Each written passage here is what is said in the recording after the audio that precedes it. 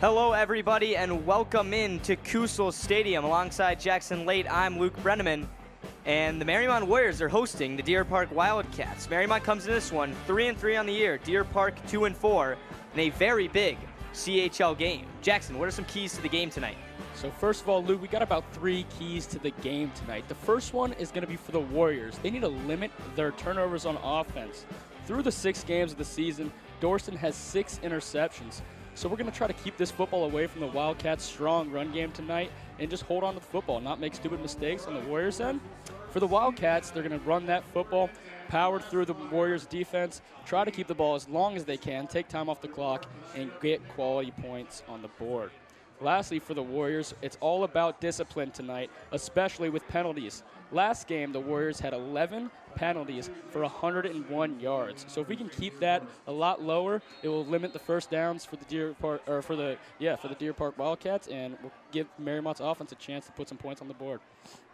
And right on cue, Deer Park kicks it away, and we're starting out with a penalty, so actually right on cue. Mariemont will take over with pretty good field position with the wayward kick, and here comes David Dorston, the Warriors quarterback. Like you said, Jackson, 6 touchdowns, 6 interceptions on the year, completion percentage of 47%, 907 passing yards, though, which ranks 2nd in the CHL. Looking to improve upon that tonight. It's the homecoming game at Kusel Stadium, so there are a lot of people here, and this place is filled with energy. Yeah, honestly, this whole entire week for Mariemont has been full of energy. It's Spirit Week at the school. We had the parade tonight. We got the homecoming dance tomorrow night. So I think all the students in the entire community are just fired up for this game and for a great weekend ahead. Yeah, I mean, I wouldn't be surprised if more people find their way in the deeper we get into this game. I know the parade just wrapped up. Ton of festivities. Mariemont does homecoming week like no other, to be honest, Jackson. We have Dorston in the shotgun, Duckwall to his right. First snap for the Warriors. And a flag already comes out. There we go. Penalties. That's going to back him up 5 yards. And before we can even play 2 seconds of this game, Mariemont's going to have 1st and 15. Yep, seems to be a problem for both teams this year, Luke. Penalties. Let's try to cut them out this game. Have a clean game. Yeah, so Jackson, Max Duckwall, now 42 carries for 133 yards and 3 touchdowns this year. This kid's only a freshman. Yeah. He kind of surpassed Elliott Brown in this running back group, and he's fielding great. Yeah, 2 weeks ago, Max Duckwall took over Elliott Brown's running back spot against Indian Hill. He had a great game for about 55 yards, and then last game he had 19 carries, 76 yards, and 2 touchdowns. So Duckwall, we're looking for a big game out of him tonight, and he's only a freshman, like you said, Luke, so his kid's got a bright future ahead of him as a Mariemont Warrior. Yeah, speaking of last game, the Warriors got a 20-13 win over Finneytown. Finneytown has not seen too much success this year. We were expecting, or even the players for the Warriors were expecting more of a blowout. So they got taken all the way into the 4th quarter last week. Let's see if it affects them early on in this one. Dorston, first throw of the night. Drops way back, screen pass, Duckwall. Gets a block from Lupien. Duckwall now up to the 50, and he fumbles. This is going to be Wildcat football.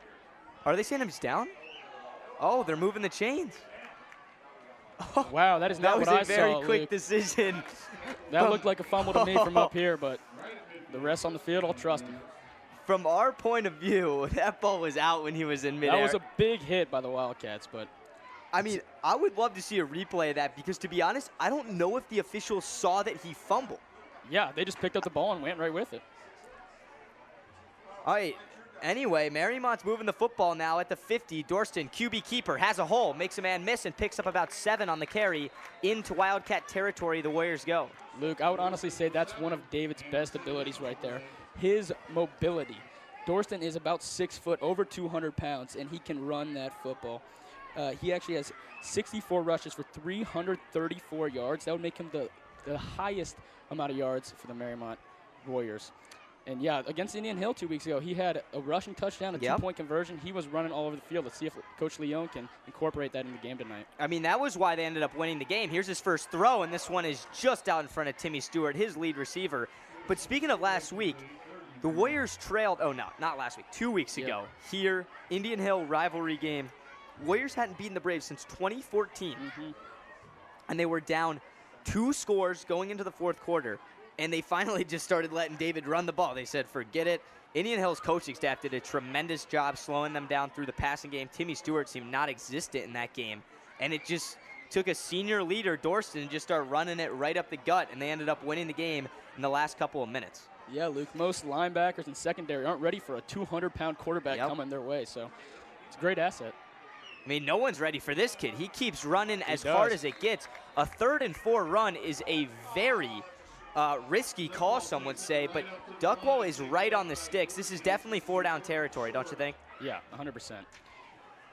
Yeah, Duckwall looking like a NFL back. Nick Chubb or Saquon Barkley, legs just keep on moving. I he love that. refuses to go down here. We've seen the Warriors experiment with huddle, no huddle, up-tempo. What are your thoughts on that? Like, did you like kind of getting up to the line quick? Well, I would say in this game against the Wildcats, I would go for a more huddle-friendly approach because we want to take some time off the clock, not let the Wildcats, run the clock like they usually do. But I like the huddle approach to just keep the game within Mariemont's control and keep the game in our hands tonight. Yeah. Dorston picks up the 4th and short. Looked like Jacob Montgomery, the junior for the Wildcats, got right into the backfield, and Dorston just kind of stepped to the side of him. He went too high on David. Ended up picking a lot more than just the 1 yard he needed. Warrior offense looking pretty good thus far.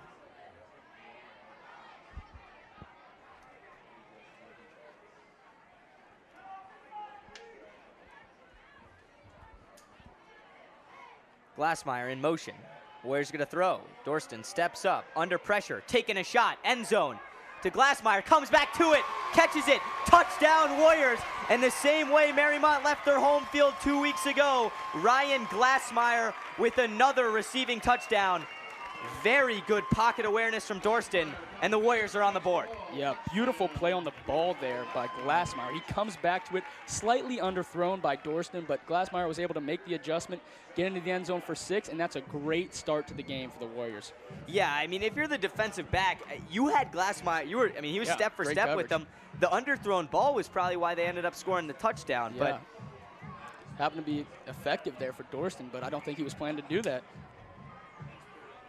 here's the Warriors pretty much up for 2. patented 2-point fake, Okay, and then they there we step go. in and let Connor Jackson do the kicking duties.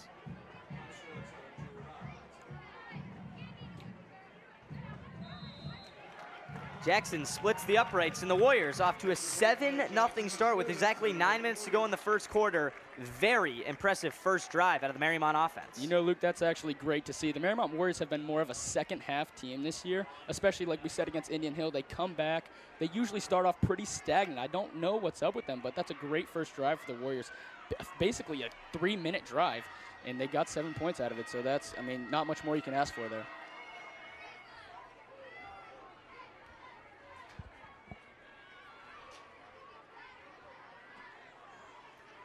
All right, the Warriors are about to kick it away and give the Wildcats their first opportunity to run their little triple option trickery. I mean, this offense is very difficult to handle, especially if you don't see it a lot. And in high school football, especially this higher division, I don't know. The Warriors have got to be prepared. I mean, film in weeks like this are crucial. Yeah, Luke, I want you to watch Kendall Luckett, number 3 on this drive. He is 200 pounds, 6 foot, and he's their main running back for the Wildcats. I know he's had a few games over 100 yards this year, and they just feed him with this triple option offense. Likely to see most of the carries here. Connor Bohm on the return, and this was not a guy that the Warriors wanted to give the football to.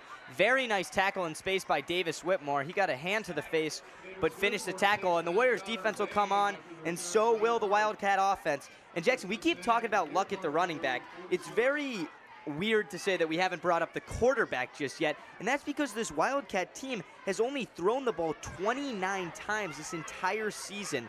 They've ran it 190, and they know what they want to do, they do it, and then it just comes down to executing it. They don't like to switch things up. Yeah, I mean, they're just going to try to power through the Warriors defense here and not really pass the football. It's an interesting approach, but it's something that works if you have those assets on offense, if you have those big guys that can run the football. Here's Luckett. picks up a few on the first play. Warriors gang tackle, and that one's going to get credited to J.D. Long. Speaking of Long, he leads the team in tackles. He also has 2.5 sacks on the year, and he's probably the Warriors' defensive MVP, the senior captain. Yeah, I would say J.D. Long's a key player for the defense here. His lateral movement across the field to stop the triple option. I mean, he's been playing since freshman year, so he's got experience. He's seen all the offense you can throw at him. So J.D. Long should be a big factor tonight. Also, Lawson Wade, the big guard down there, he can make some impact on the run game tonight. Yeah, we've seen Wade lay some monstrous hits this season. Jace Parsons, the quarterback for the Wildcats, is going to keep this one. He's getting dragged down, and he pitches it forward. Mark Morgan was the one that forced him to pitch it forward, and if I'm not mistaken, that is an illegal forward pass, and that's why the flag down on the field. Past the line of scrimmage there, so. I mean, Mark just grabbed him by the neck, and he was like, get the football out of my hands, and just chucked it.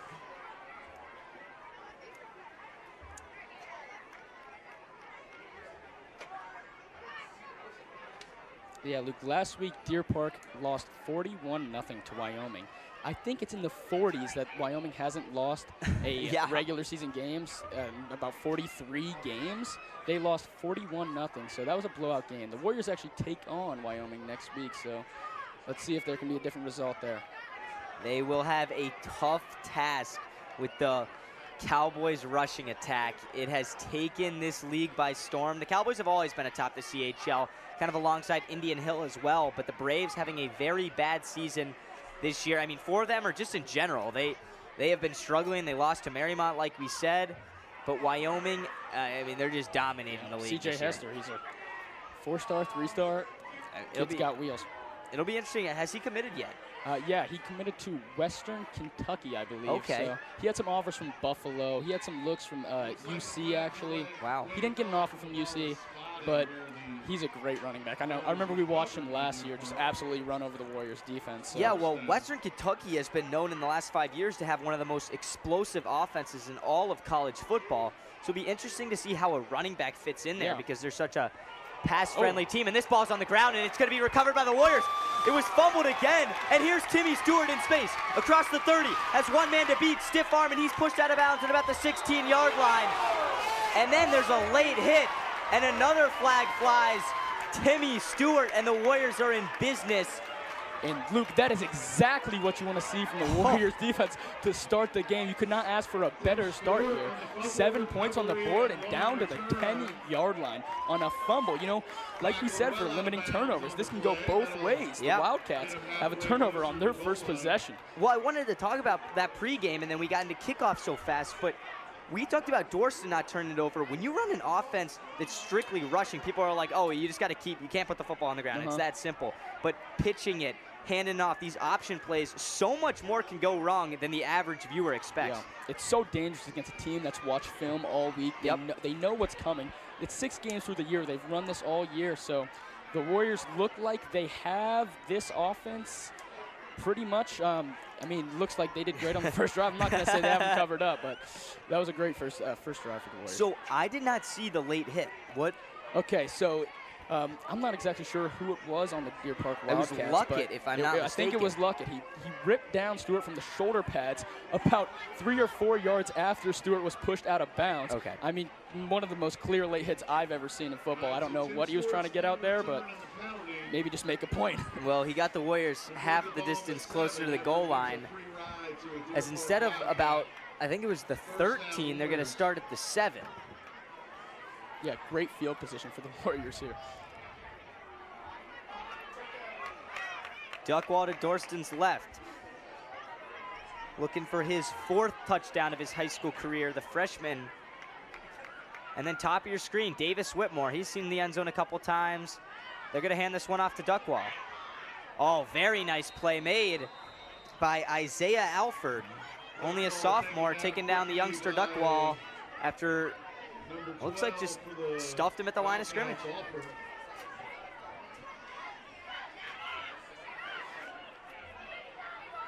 See if the Warriors continue to run here, Luke. Yeah, they have a little bit of a jumbo set in, bringing in 34 Owen Metz. They bring him and Morgan in and put them in as extra blockers when they get in tight. I wouldn't be surprised if they use him in the pass game. I mean, Mark Morgan is now the Warriors' second leading receiver behind Stewart. They're going to keep it on the ground again. Duckwall makes one miss, and then he stood up at about the 6-yard line. The Wildcats defense has shown up on goal to go. Cameron Gilrith in there again for the tackle. He makes a lot of plays, and I believe he's the lead tackler for this Deer Park defense. Yeah, also Jacob Montgomery. Look out for him. He's always involved on the line, off the line. He's kind of a smaller guy to play defensive tackle, so that he kind of moves around a little bit. Linebacker, defensive tackle, can play the edge. Warriors have 3 receivers at the top of your screen. 3rd down, they roll Dorston out. He's going back of the end zone. Stewart, and this one's overthrown. Brings up 4th and goal from the 7. And of course, the Warriors are going to go for this with the lack of a conventional kicker, Luke. Oh, are they? They're bringing out number 4, Connor Jackson. I mean, he's done a heck of a job, man. They just asked him to kick. He's made a few extra points. And this is pretty much an extra point. It's a few yards deeper. See if this pays off for Coach Leon. Stewart's running on the field as with his shoulder pads flapping because of the late hit. I think that ripped his jersey off. Now they're going to send Timmy off the field because the jersey isn't covering the pads, and bring on a new man to block for the kick. That's Finn Warden. Very physical sophomore. All right, Jackson trying to make it a 10-0 lead. It is good. Connor Jackson, 2 for 2 on the night, and the Warriors take a 10-0 lead with 6:29 to go in the first quarter. So not what they were expecting, getting the ball at the 7-yard line, but you cannot complain about points. Up 2 possessions early on, and the Wildcats look to respond. Yeah, can't ask for a much better start for the Warriors. 10 points, 6 minutes. Great start. That student section is huge tonight. Everyone rocking their class shirts, freshman to senior. Homecoming dance tomorrow for the Warriors students. Jackson, I know you'll be there. Are you looking forward to it? Yeah, Luke, I'm looking forward to it, and I think I can say that for the whole student body. I mean, everyone just with a different type of energy during homecoming. It's one of the best things in high school sports. Homecoming game Friday night. Yeah, I mean, take a look at these floats. You're involved in the student council. We got the Jaws, that's the sophomores, I think. Willy Wonka. That one's cool. Here's our class float. And there's the seniors right there. Gun. I think the seniors have got to win this year. Got to win. We've been snubbed in the years past, but I think with the special effects that are going on with our float this year, I think it has to be a guaranteed win for the seniors. Full-on fighter jet. There was an engine on that thing. Yeah, people have put hours into that float, so I hope it comes out with a victory tonight. Yeah, so you're a part of the student council. Shout out to the class president, Caroline Solar. She's been the class president for the last couple of years. Always does a very good job organizing the float and stuff like that, and everyone else who chips in. And the kickoff is going to start the Wildcats at the 33, so not a terrible spot to take over again. Jace Parsons, who fumbled it on a forward pass when he got dragged down by Morgan, and they never ended up enforcing the penalty. And then the next possession, a little bit of a mishap on the snap, and that took the Warriors all the way down inside the 10. Yeah, we'll see what the Wildcats would go with here. I'm assuming they'll go back to the run, but they might change it up with that rough first drive. I remember I broadcasted this game last year, and I kept saying, are they going to start throwing it now that they're down 2 possessions or now that they're down 21? And they just never did. They never do. They keep the run. I mean, Parsons throws about 5 passes per game, so when we see one of them, I mean, it's practically a miracle to see Parsons drop back and throw the football. So lining up in a tight formation here. Does have 4 touchdowns and no interceptions. They're going to hand it to their bigger back, number 32, Jayshawn Denson, the junior. This dude is a hard runner. Like I said, their bigger back outside of Luckett, 240 and 6 foot. He picks up a very tough 5 yards on the first down. Dangerous combination of 200-pound men coming straight down you through the middle of the field. That's a little 1-2 punch. You have Luckett. You definitely can't give that guy the edge because he will be in the end zone before you blink, and then the big back up the middle for short yardage situations. 2nd and 5.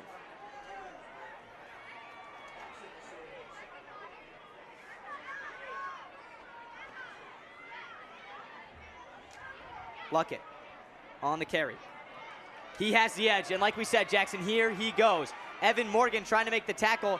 He gets stiff-armed and runs Luckett out of bounds at about the 31-yard line. Great pickup for the Wildcats if they have entered Warrior territory for the first time tonight. Like you just said, Luke, cannot let Luckett get that edge. He takes the football to the left side of the field and runs for a good gain there, about 20 yards. Yeah, I think that's one thing that Mariemont can focus on tonight, because when teams don't throw it, you don't have to play a high safety or a cover 2 type of defense. You can kind of just put guys on the edge, and what I've seen out of Coach Leone and this defensive coordinating staff as well is they have Owen Metz in the game as kind of like a linebacker and corner role. If you look at the bottom of your screen, he's number 34, and he typically would not be matched up against receivers, which he was last snap. The Warriors stuffed Luckett for about a run of 1 yard. But I just think that's interesting, bringing in a bigger body, obviously, to stop the run. I talked to Owen today, actually, and he said he's going to get a lot of snaps tonight. They want that bigger body at Warrior is the position they call it. Okay. It's sort of a middle linebacker that can drop back into coverage, but his main focus tonight is going to be stopping that triple option. He said that's what he's been focused on all week, and he's ready to take on that challenge tonight. Yeah, another defensive change is number 2 at the corner spot, Dreyon Barton. He hasn't got too much playing time this year, but he is starting tonight. Has been in every single defensive snap. Here's Luckett, bigger back up the middle. Oh, runs over Timmy Stewart, finally dragged down by Ryan Glassmeyer. That's a big pickup and first down. Denson with a big run on that play, Luke. Just outside the 10. Yeah, Jay-Sean. Looks like the run's faring a bit better on this drive for the Wildcats. I mean, you don't have to throw it if you run for that many yards per carry. They're moving the ball. It was Jensen to start with a 5-yard pickup, then Luckett getting the edge for about 20. And just like that, the Wildcats look to strike at the Warriors' 12-yard line.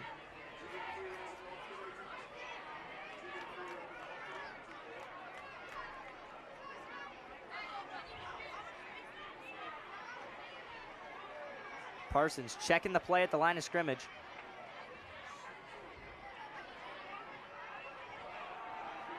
Here's the option play. He's going to hold on to it. Pitches it outside. Touchdown, Wildcats. That's Brandon Anderson, the senior. And that cuts the deficit to just 4 points with the extra point still to come. Very impressive comeback drive led by Parsons and this Wildcats offense.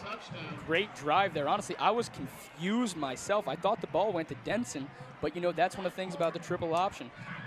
You know, it confused the Mariemont defense. It confused me, and into the end zone goes the Wildcats. Yeah, they faked the run to Denson, who was their first back. Then Parsons rolled out, had Anderson to his right, and was just waiting for someone to pick him up. Just pitched it to Anderson, and touchdown Wildcats. Let's see if they can cut it to a 3-point game. Some laundry flies before the kick, which was no good. It's going to back him up 5 more yards. So the kick was short, and now he's got to kick at 5 more yards. I wonder if they'll even attempt it. You know, Luke, the triple option offense looks very simple when you see it ran perfectly, but it looks hard to run when you see a fumble. But right, I actually love that take because there's so many moving parts to it to make it work, to where it's not just running the ball every single snap. There's options. You have to know when to pitch it. So Parsons, he might not fill up the stat sheet as a good quarterback, but this dude's managing the game, and he's also putting his body on the line a lot because he has to wait to the last second to pitch the football, and he's getting killed. And then it's out, and just like that, you're not looking at him anymore because the Wildcats scored a touchdown. I mean, it's fair game to hit Parsons after he pitches that football. So, I mean, you cannot underestimate the impact he has for this team. Like you said, he doesn't fill up the stat sheet, goes for about 40 passing yards a night. But the plays and the mind games that he has to play with himself and the decisions he makes are what make this football team work and run. Yeah, just 2 wins on the year for the Wildcats. It's a pretty evenly matched game, though, Jackson. Yeah, showing that through the first quarter. Every game in the league always comes tough, it seems like, outside of Wyoming. Outside of Wyoming, CHL is a league up for grabs. And this extra point is missed. I didn't see it. Looked like someone might have tipped it. I'll credit it to my buddy Mark Morgan because he's running off, shaking his arms and head, acting like he tips it. So maybe he did. But otherwise, Deer Park, very good drive. Can't cash in to cut it to a 3-point game. But still, I think that was big. I mean, first quarter, they went down 10-0, bad fumble on the first time they got the football, and then they bounced right back. And let's see if the Warriors can bounce back and go up 2 possessions or by 7 with a field goal. Yeah, you know, Luke, after a fumble or a mishap like the Wildcats had, they could have hung their heads and tried to force something, but they played their offense perfectly, made the right reads, and executed for a touchdown. Not much more you can ask for there.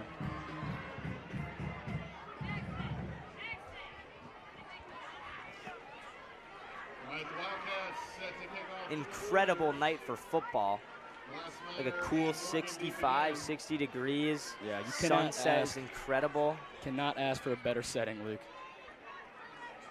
I mean, look at that shot right there. Kusel Stadium is a very neat location. You can kind of just see behind the trees. Yeah. Overlooking the hills over there. You can see the river from a little sliver of the river there. Yeah, off to the right, but yeah. Seems like they've been taking a while to kick the ball, whether it was the extra point. I know there's a penalty, but especially on these kickoffs. 3:46 remain in the first quarter. Parsons will do the kicking duty. Oh, squib kick. Whitmore's going to receive it.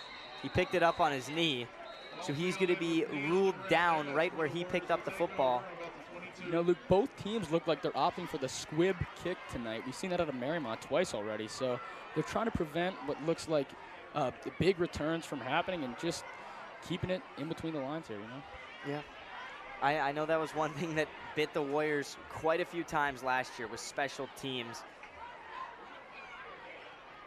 Here you see the beautiful sunset at Kusel Stadium. Yeah, this is, some people like to say, we always debate about this. What is football weather? I consider this football weather because the guys aren't overheating like they do in kind of the start of the football season when it's still summer. But it's like cool. You don't have to wear. It's kind of just like a hoodie, shorts, pants. You can wear whatever you want, whatever you're comfortable in. And Duckwell looks pretty comfortable as he has some room, picking up just 2 yards there on the sweep play. You know, Luke, what I like to say is fall weather is football weather. When it drops below about 75, you start getting cool, light winds. I mean, it's great. You can see some players wearing long undershirts tonight. You're usually not going to see that in the first couple games of the year. Yeah. And it's great to see. And I think it's better for them, too, because a lot of these guys, if not all of them, are playing both ways of the ball, offense and defense. So they get gas. It's kind of dangerous when it's like 95 out. They're going to hand it to Duckwall again. Makes a man miss. And he just keeps on pushing. This guy's legs never stop churning. It's going to bring up 3rd and short. And these are situations that David Dorston loves to be in. Actually, they're going to move the chains. Yeah, Max Duckwall, only 5'8", 160 pounds, but he runs like a much bigger man when he gets that football. Yeah, he's a star in the making for the Warriors. Looks like it.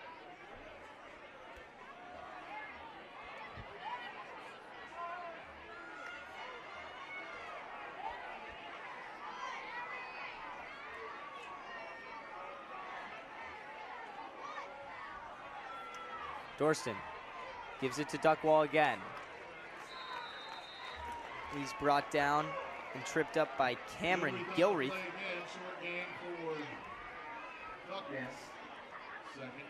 Looks like Mariemont's opting for more run plays tonight, Luke. We've seen Dorston throw that deep bomb to Glassmeyer, but looks like they're giving it to Duckwall and letting him control the tempo of the game here. Yeah, well, my response to that would be, I think Nick Leone's trying to manage this clock a little bit because Deer Park, they wait till the final 5 seconds of the play clock to snap the ball.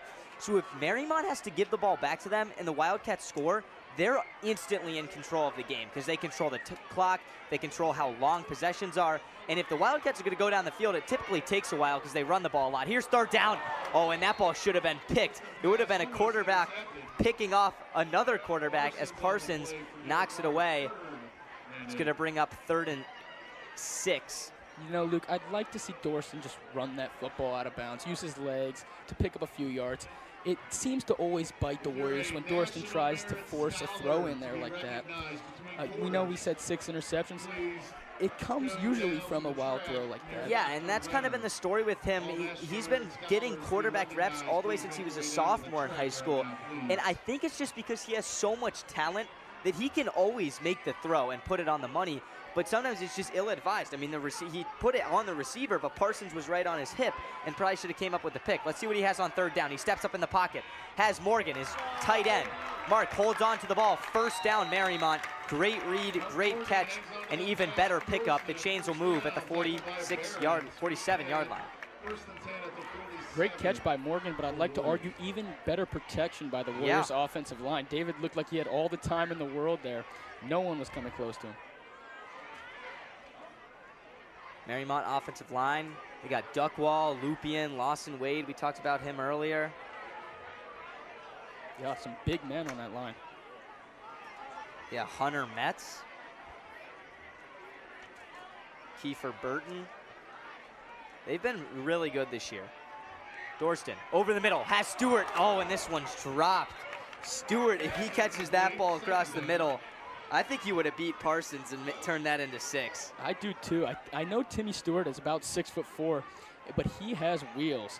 Long strides, you know. I think he could have beat him there, but that's a rare drop out of Stewart. I usually don't see him dropping those slant routes. Yeah, that was a great route too. I mean, I hate to credit him after the drop, but Dorston put that ball on the money. Great. I mean, the play worked perfectly outside of hauling in the ball, the most important part. 2nd and 10. Talon Vianello in motion. Dorston throws right. Here's Morgan. Oh, nice tackle by the man who just scored the touchdown, Brandon Anderson, for the Wildcats. It's going to bring up 3rd and long once again. Wildcat defense looking much better than they have on the first drive of the game. They held the Warriors when they had to take over at the 7, and they're looking to hold them at the middle of the field right now. Yeah, it looks like both ways the Wildcats are improving. I mean, they just came back with that great drive on offense, and now they're starting to hold the Warriors on defense after that pretty rough first drive.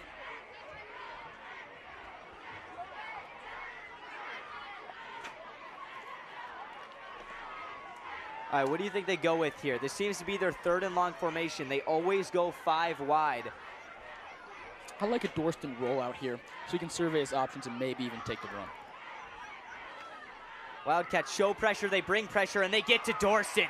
Great blitz dial up there, and in on the sack is Isaiah Alford, who has impacted this game multiple times just in the first quarter on the defensive end, and that's going to bring up the Warriors' first punt of the game. Yeah, we saw Alford make a big play down there on 2nd down on the 7-yard line. He comes up big again. Yes, Steve Shahan, the defensive coordinator for the Wildcats, he showed a ton of pressure. The guy showing pressure actually backed off, and then other guys ended up filling the gaps. And that's going to take us right into the end of the first quarter here. Warriors lead 10-6. We'll see you guys at the start of the second. If you would kindly give your attention to the young people on the track near the 50-yard line, the faculty and staff.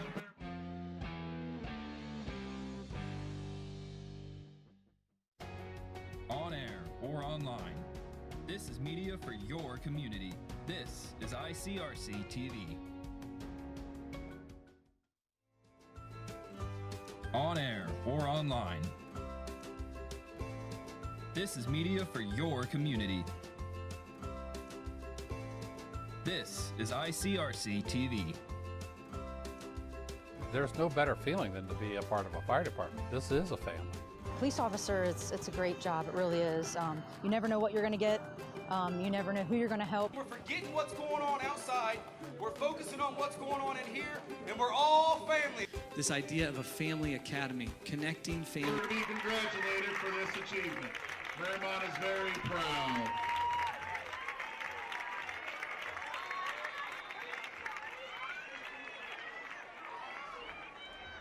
Welcome back. Dorston with the rollout punt. This one hugging the sideline. Looks like they're gonna go out of bounds at the 25 is what I had it. Oh my gosh. The official gave him. Going to be out of bounds somewhere near the 30 as the Wildcats. Oh no, he's walking back. I thought they gave him just a criminal spot. That would have been very. It would have been criminal to the Wildcats, but generous yeah, the home cooking 27. Wildcats. First down. All right, the last time the Wildcats had the football, they got a touchdown, and they went right down the field. The triple option offense was run to perfection. picking about 8 a carry on the drive. It was started by Luckett sealing the edge and then just hard running up the gut, which led to a pitch, and Brandon Anderson, the senior, got them on the board. Let's see if they can do more of the same and potentially take a lead in the second quarter. Yeah, Luke, I'm interested in what they're going to go with on the first play here. Hand it up the middle to Denson. Luckett on the outside. Maybe Parsons keeps himself. It's interesting to see.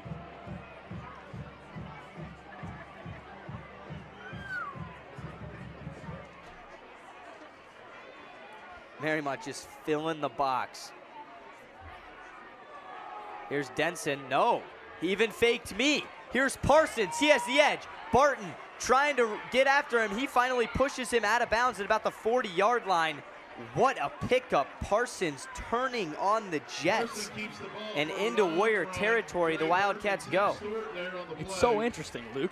Like you said, the box was packed, and somehow Parsons just escapes and picks up a huge gain. I mean, just totally confused was the Mariemont defense. Yeah, Jackson, I just think that they keep faking the handoff to Denson, and he's such a load that up the middle, everyone is just collapsing on him. And when they have speed like Luckett and Parsons on the outside, once they get the edge, there's nobody there to slow them down until they pick up at least 20.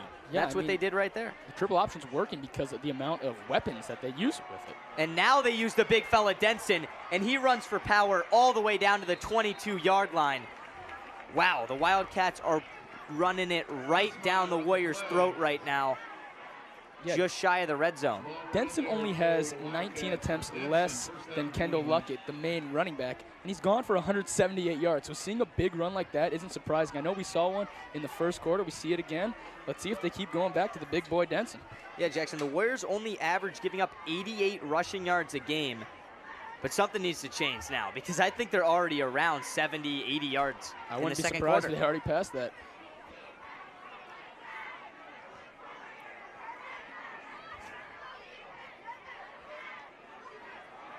Parsons keeps it himself. And they're just going to keep pushing the pile, and it's going to be a Wildcat first down. Wow. That is a lot of power out of the Deer Park offensive line. I think that's about 3 first downs in a row, Luke. And I think our main key to the game would be to hold Deer Park to not get first downs. But, I mean, it's hard to do when you got a push like that from the line. Yeah, they just keep faking it to Denson. Everyone collapse. Look at that. It's the entire mob of probably 22 whole players in that mob there.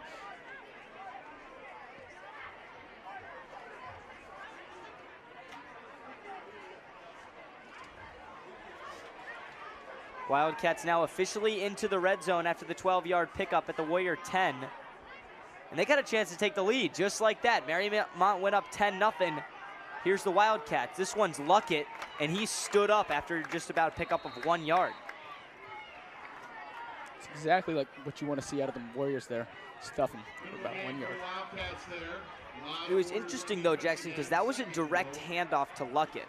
The place that they found success seems to be a fake handoff to someone and then either a pitch or just a keeper from Parsons.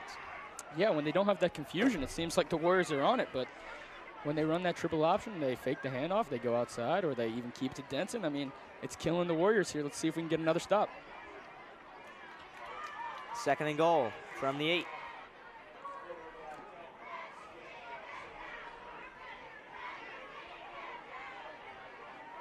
They pitch this one. On the outside is Luckett, and he gets past Barton. And just like that, after going down 10-0 in the first quarter, the Wildcats have scored back-to-back touchdowns and now lead on the road 12-10. There's Luckett's 7th touchdown on the season. Geez, that offense looks very smooth when you run it the way they're running it right now. Yeah, the past 2 drives to the Wildcats have been ran phenomenally, and the Warriors don't seem to have a response right now. Do you think they're going to change anything up, or are we going to keep going with the same game plan? Well, what's so hard is the fans, and like if you look at it just on paper, it's like you just have to stop the rush. But the thing is, it's all about guessing, because are they going to pitch it like they did for the touchdown? That was only the 2nd pitch of the game. Are they going to fake a handoff up the middle? Are they just going to direct snap it to Parsons and let him go? You never really know. Deer Park looking to go up 14-10 on the 2-point conversion try.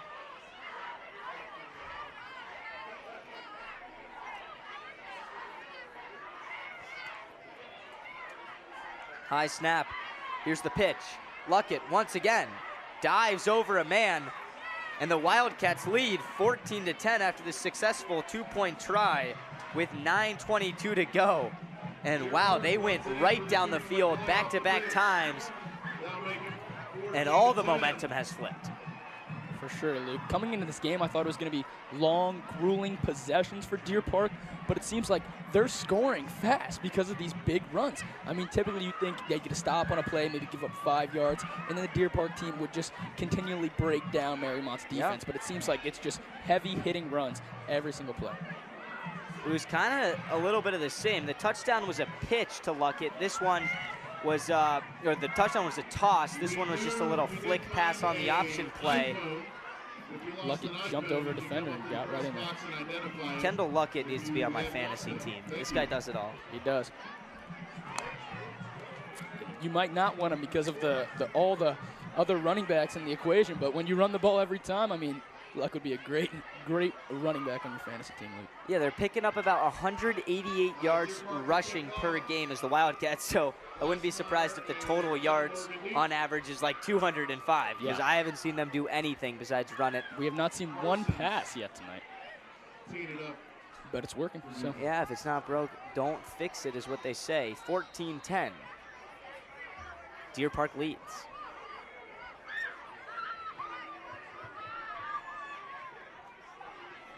Evan Morgan on the return.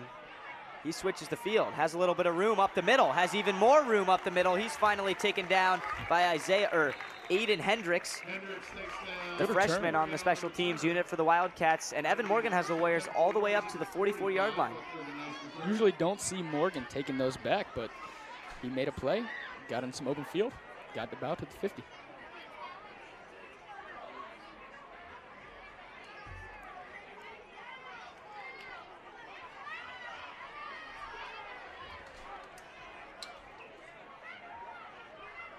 All right, Mariemont, they looked very stagnant once they got to the 50-yard line last possession. They're almost starting at the 50-yard line on their own 44 this time. Let's see if they can retake the lead, which they once had, I feel like, 2 minutes ago. Yeah, quick turn of events here at Kusel Stadium. Or like 2-possession lead even. Duckwall, more of the same. The freshman picks up 9. They might give him a first down. Where offensive line is doing a very good job. Yeah, coming into the season, I believe that was one of the main weak points of Mariemont's team, but I mean, they've shaped up well. A lot of underclassmen in there, but they're taking on big roles and they're making big plays. So love to see that some more. Yeah, they just need to string together positive chunk plays more. We saw Deer Park do it multiple times tonight. It seems like Mariemont gets a big hitter like that run for a first down, and then they go dead, dead, dead. They need to keep the foot on the gas. They keep the ball in Duckwall's hands. He picks up 2. Duckwall taken down quickly this time by Alford. Second, Nate.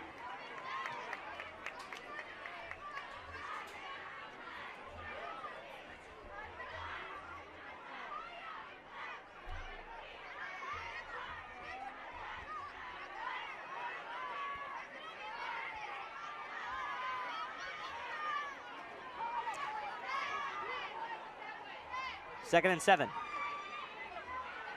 David drops back, has a man, Stewart. And this one just out of the reach from the senior receiver. You think that ball was overthrown? A little overthrown, Luke. I think it might have touched the fingertips of Stewart, but you can't blame him for missing that football. I mean, that's a hard catch on about a 12-yard out route there. Yeah. That's a hard one to reel I in. definitely think it was catchable, though. Yeah, definitely catchable.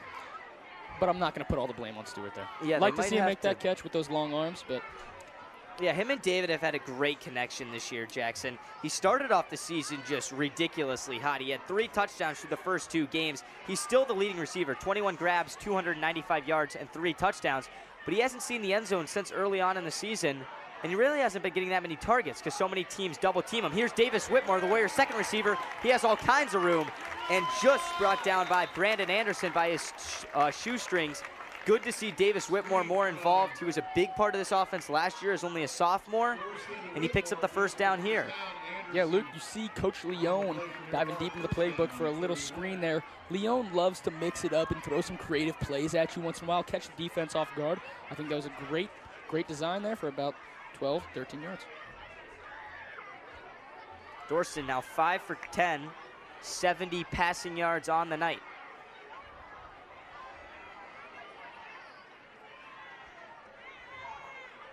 Sends Glassmeyer in motion, fakes the throw, has a man over the middle, and he threw the ball just a little out of the reach of Talon Vianello. I kind of feel like he just threw that away, though. Yeah. And he was draped in coverage, was Vianello. He was. Great coverage by the Wildcats. David looked like he tried to force that in there. Just a bit overthrown, or maybe he was throwing it away, Luke. But I don't hate that play design, though. It was Glassmeyer popping out into the flat, pump fake to Glass by Dorston. Some of the defenders bit, but not enough. Still very good discipline out of the Wildcat defense. On 2nd and 10, he keeps it himself, picks up a few, and there's a positive gain inside the 30 of the Wildcats. He's brought down at the 25, and it's going to bring up 3rd and 3. Or no, 3rd and 5, excuse me. Max Duckwall comes back in the game. Let's see if they go back to Old Faithful and run him a few more times.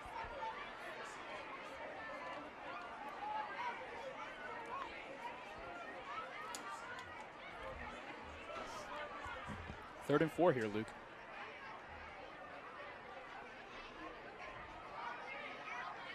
Run or pass? Honestly, I'm gonna go with a solid run again. You're wrong. And yeah. Tons of pressure. Dorston rolling out, taking a shot to the end zone. Oh, he just throws this one to the back of the end zone, but Whitmore had a step on his man. Could have been a ridiculous 3rd down pickup for a touchdown, but now an even tougher task here, 4th and 4, and they got to go for it. You know, Luke, that's why I like a run play there.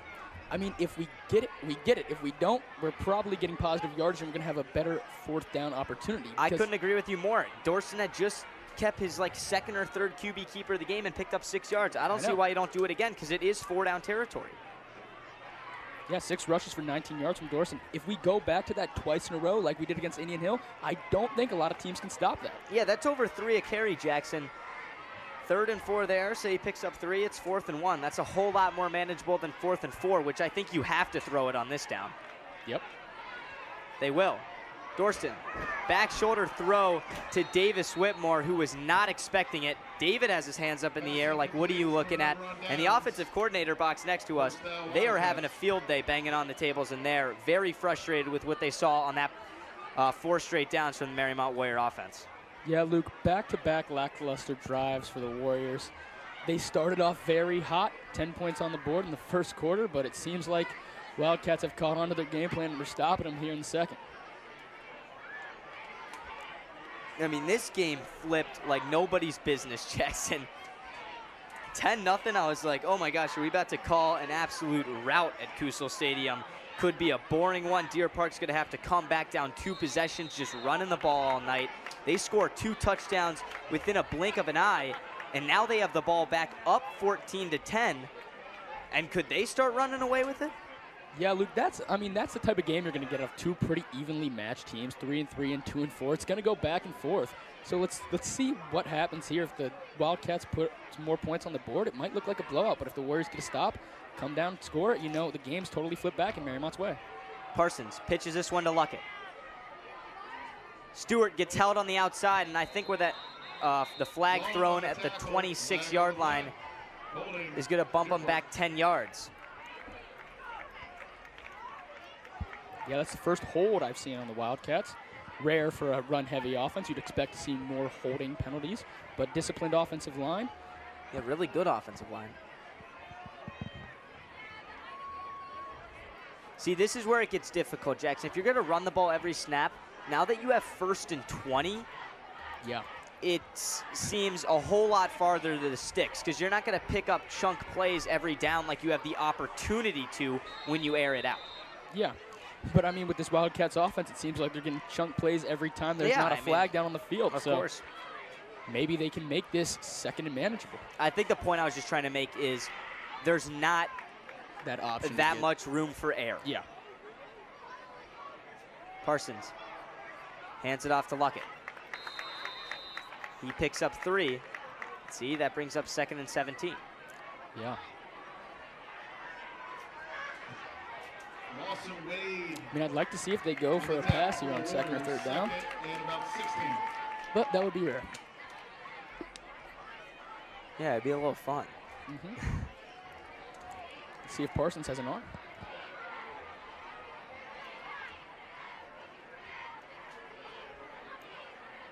Still a very high-scoring game, though. We're just under the 6-minute mark of the second quarter. It's 14-10. Two teams that like to run the ball. Warriors defense very good against the ground game. They haven't looked too good tonight. Looking for a stop here. 2nd and 16. Great play by J.D. Long. Definitely the best player on this Mariemont defense. Just goes low on the significantly larger Jay-Sean Denson and makes a nice stop to bring up 3rd and about 14. Yeah, Luke, J.D. Long leads the team in tackles, and right there, that's just mass on mass. Big hitter on big hitter, and they go at it, and J.D. takes that one. Looks like he's taken some lip from the referee. You know, this defense has been accustomed to a few personal flags a game, Luke. They love to run their mouth. They're really emotional when they get on the field. So let's try to cut those out, and hopefully J.D. doesn't keep talking tonight. Yeah, hopefully J.D. takes his anger out here on the Wildcat offense and gets the ball back in the hands of David Dorston, who's got to be eager to get back out there after turning it over on downs. Here they go. They're going to throw. Parsons going to the outside, has a man, and this one's overthrown. Barton in coverage, and a flag comes in late at the 46, and they're going to get Barton for pass interference. Yeah, Luke, Drayon Barton is an inexperienced cornerback. This is actually his first week getting the start of the year, so, I mean, it's going to be challenging on his first passing down of coverage when he's really not expecting it. Just gets caught for a hold there.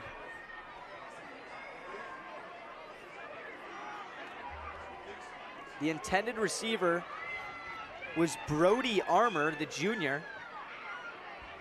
I mean, his eyes got to light up when the ball gets tossed in the air, because that's probably one of 6 times he's going to see that tonight. But it works in the Wildcats' favor. Huge 3rd down pickup. That's a big blow to Mariemont, because they had a chance to get the ball back with 4.5 to go and end the first half on a very good note if they could get some points up on the board.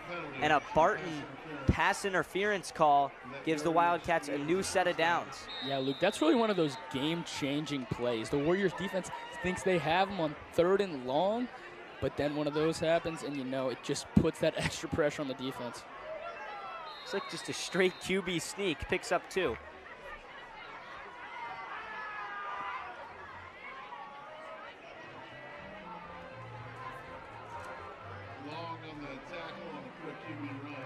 Long on the tackle again.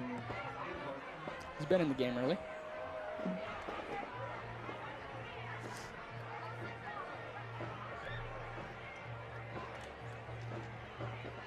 Wildcats just making their presence felt. Let the clock just tick, tick, tick, tick, tick. Wait till the last few seconds of the play clock and then run the snap. They kind of lull you to sleep. Pick up 5, doesn't seem like a lot, and then you get that one chunk play. And they can have drives that last 6 to 7 minutes. Control the pace of the game. Control the physicality. That's what they're trying to do here. They run it up the gut to Jay-Sean once again, and he just keeps on pushing across the sticks. He goes all the way into Warrior territory, picks up 15 yards on that carry. Look at that, First Luke. down, Wildcats. The Wildcats have been rushing for 10.5 yards per carry tonight, and you know that's just going to push the average forward when you have a line that's as committed as the Wildcats line is to moving those chains. Like we saw earlier, they have a full-on push effort to move those chains. So Mariemont, they average giving up 88 yards a game on the ground. They've given up 160 thus far. The Wildcats, they average 188 per game, so they're way over that total. Or at least are on pace of going way over that total. They could run the ball for 300 yards on the road tonight, Jackson. They could, Luke. Mariemont needs to find something to stop this very quickly, or it could get out of hand. I mean, they just let that clock run. Yep. it definitely takes a toll on a defense, just waiting to hit somebody and then you're kind of done. And here's Bart. Excuse me, that wasn't Barton. It is Denson there. Denson, yeah. That's it on the run. Yeah, That's Luke, that on really the tackle. does take a toll on a defense. When you're just on the field for so much time, Yeah. and you're having to make a big tackle every single play on a big player. Usually on those passing downs, I mean, the cornerbacks and the whole entire defense just gets a bit of a break when it's a pass and it's an incomplete pass. They don't have to make a I tackle, agree. but here they're having to make a tackle every single play, and it's definitely going to take a toll on the Warriors. I mean, and one thing that Mariemont, they haven't really struggled with, but they do have a fairly undersized front four. Lawson Wade takes the lead responsibility as the best pass rusher and biggest guy. They look really good here. J.D. Long, Wade, and London Hilgen all in on a huge tackle for a loss, which is going to bring the Wildcats back about 4 yards and bring up 3rd and 8. You know, Luke, one thing I've loved out of the Warriors tonight, only one penalty, and it was on that out-of-bounds kick. So, I mean, 11 last week and only 1 tonight, that's certainly limiting them. Yeah, they just, London and Long just broke straight into the Wildcat backfield. Parson goes all the way over to his sideline to get the call. Let's see what the Wildcats have dialed up on 3rd and 9. They converted last time on a pass interference call when they aired it out for just the first time tonight.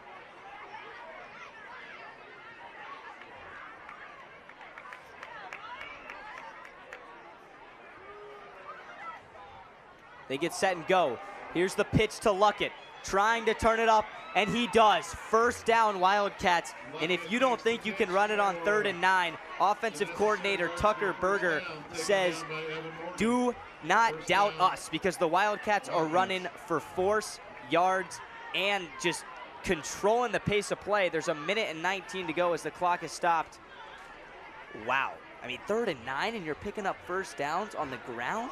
Yeah, Luke, that is the big risk of this Wildcats offense. You know, if you don't get it there, you look like dumb. Yeah, honestly. right. But No other when way. you make the play, you're like, oh, it's gonna work. But you know, if they don't have a passing game, go with that, and you're gonna get the first down. Now at 184 rushing yards on the night. Clock continues to run. They need to get yards fast if they're going to score points. Here's the man that scored the touchdown, Anderson. And he picks up quite a few. I don't think it's enough to move the chains, but the Wildcats are going to use a timeout. Morgan takes down Anderson. Yep, Anderson is a quick player. He's actually the Wildcats' arguably the best basketball player. So, two-sport athlete, and it looks like he excels in both. It's like a Deer Park timeout. Yeah, so Luckett and Anderson with the touchdowns tonight. Two of the, I don't want to say only seniors that contribute a lot on paper. A lot of the other guys are on the lines, offensive and defensive. Yeah, it's really a more experienced skills group for the Wildcats. Yeah, the quarterback Parsons is just a junior. He's Yeah. really good. Compared to the Warriors, who have a lot of sophomores, even some freshmen in the game, Yeah. you know, that can be a big factor in these hard-fought games. There's no look at the 3rd and 9. They pitch it to the outside. Oh, no, this was the last snap, actually. Excuse us. That was Brandon Anderson picking up about 6.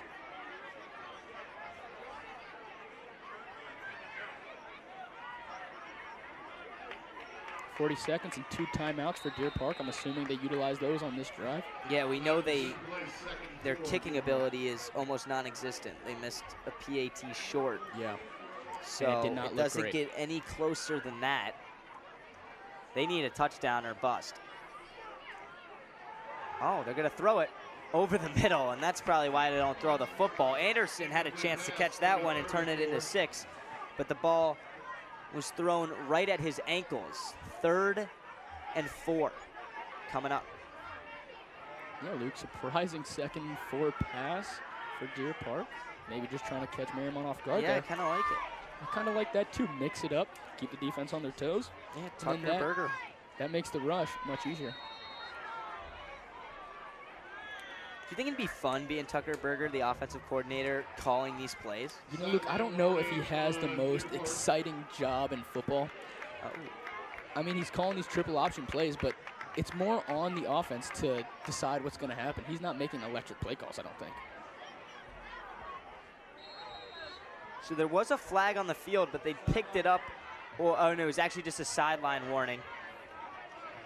Here we go, 3rd and 4, 37 seconds remain in the first half of play. Wildcats lead the Warriors 14-10 on the road. They're gonna pitch it. Here's the play that picked up the first down last time. Luckett, their leading rusher, he turns it up for more.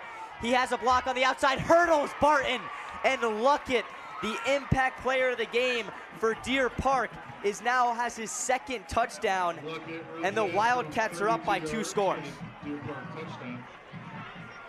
Wow, Luke, what a show of athleticism there by Luckett. I mean, he just leaped the defender, got right into the end zone. 32-yard touchdown run from the senior. Oh, Look he at just that replay. jumps over Hurdles Barton. him, man. Wow, what a run by Luckett. You won't see much better rushing in the CHL unless you're looking at maybe Clarence Hester. Wow. I mean, who said the triple option can't be exciting? I don't know. That had me on my toes there, Luke. I haven't seen a hurdle like that in high school football, and I don't know when. If you let this kid get the edge,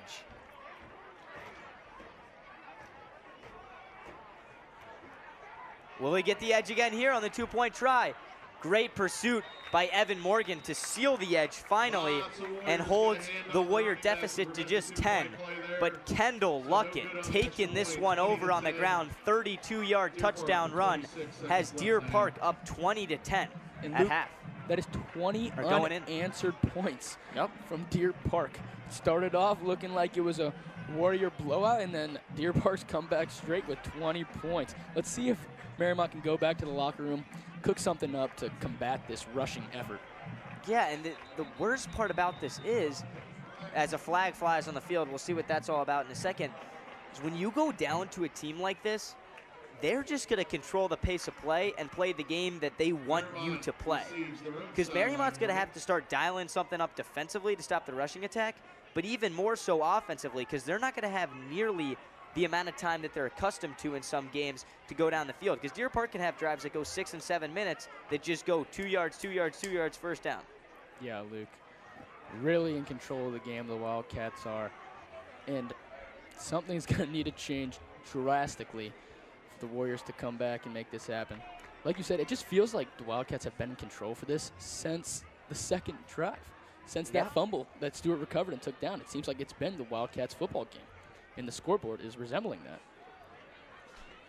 Mariemont knew this was going to be a tough task. I don't know if it would be this tough.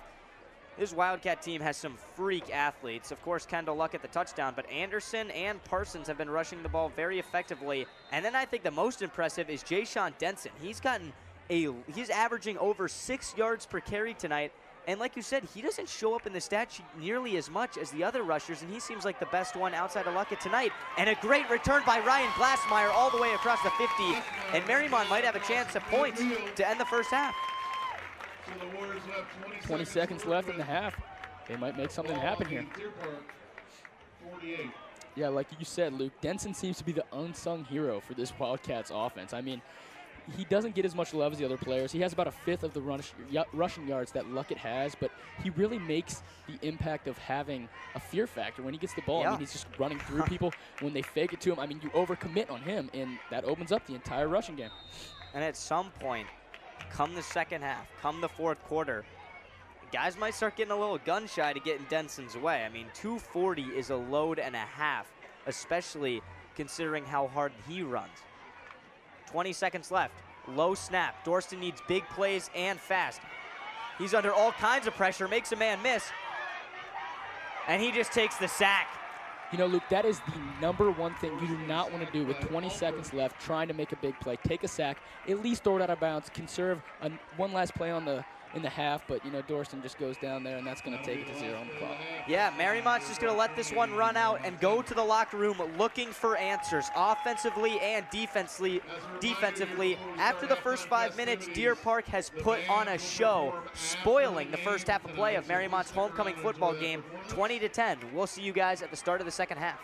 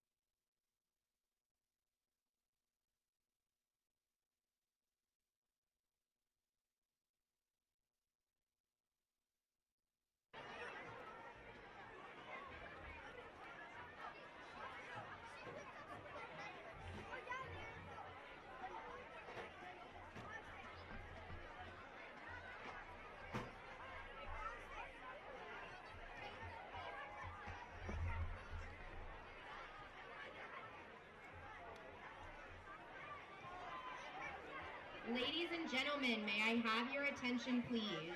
If you could, turn your attention to the field. We are going to kick off our 2022 Mariemont High School homecoming ceremony. Our theme this year is iconic movies, and our classes have been working hard to construct some outstanding floats. Here comes the class of 2026. The freshman class welcomes you to Jurassic Park. The dinosaur you see here is the Chomp the Champ. His favorite colors are blue and gold, and his favorite food is upperclassmen. Chomp the Champ is king of the jungle. He's so strong, he knocked down a tree in the back of the stadium. Beware. The freshman class would like to thank all of the parents who made our float possible, with special thanks going to the Fraley, Hester, Organiziak, and Buswell families, as well as Chandra Moon, Brian Beck, Matt Welch, and Mary Rippertella. This year, the class of 2025 brings you a hand-built replica of the ill-fated orca. Think back to the 1970s when the seas were heavily traveled. Shark hunter Quint the sheriff and Hooper needed a bigger boat, but alas could not get his wish before the mega shark Jaws would have his way on deck 34. Come aboard our mighty ship and transport yourself to the saltwater mist in your face and hear the roar of the hungriest shark in the sea. Just don't lean over. You might not come back.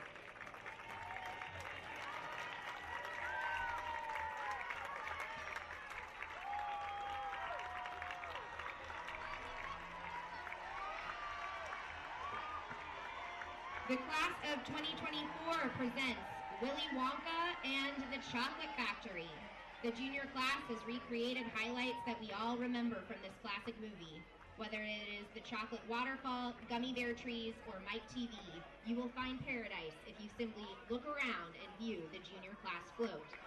Thank you to the entire junior class and their families for the many ways they have assisted this creative journey. Special thanks to the Webster family, Perkins family, Haynes family, Griesmer family, Parker family, and the Abbott family for their commitment and support of this project. And now, the class of 2023. The senior class presents the movie Top Gun.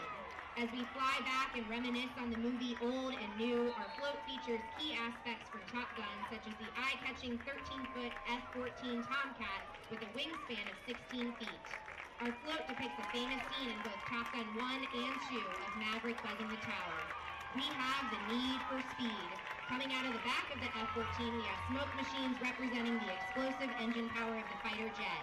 Wing and nose movement give the feeling of a fighter jet taking off. Shout out to the following families who provided extra guidance: Ellis's, Hunts, Osgoods, Mullers, and Solers. We couldn't have done it without you. Let's fly into homecoming weekend. The class of 2023 is ready for takeoff. And our winner of the 2022 float competition is the senior class.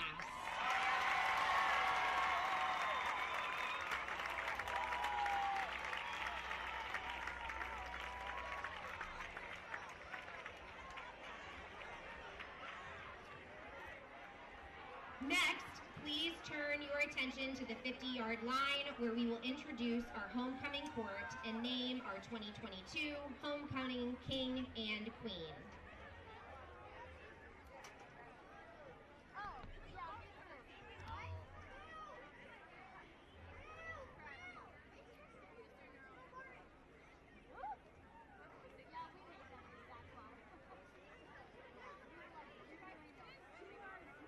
First is freshman homecoming representative Curtis Buswell, son of Chandra and Justin Buswell. He is on the cross-country team, a member of the robotics club, and is the freshman treasurer. Freshman homecoming representative Cameron Martin is the daughter of Laura and Jeremy Martin. Currently, she is participating in the Future Leaders of Medicine Club. She's on student council, and she is a cheerleader. Congratulations, Curtis and Cameron. Next, we have Dr. Redder, class of 1980, husband of Susan, father of Patrick, Danny, and Stephanie, an avid cyclist and the world's greatest consumer of Mountain Dew.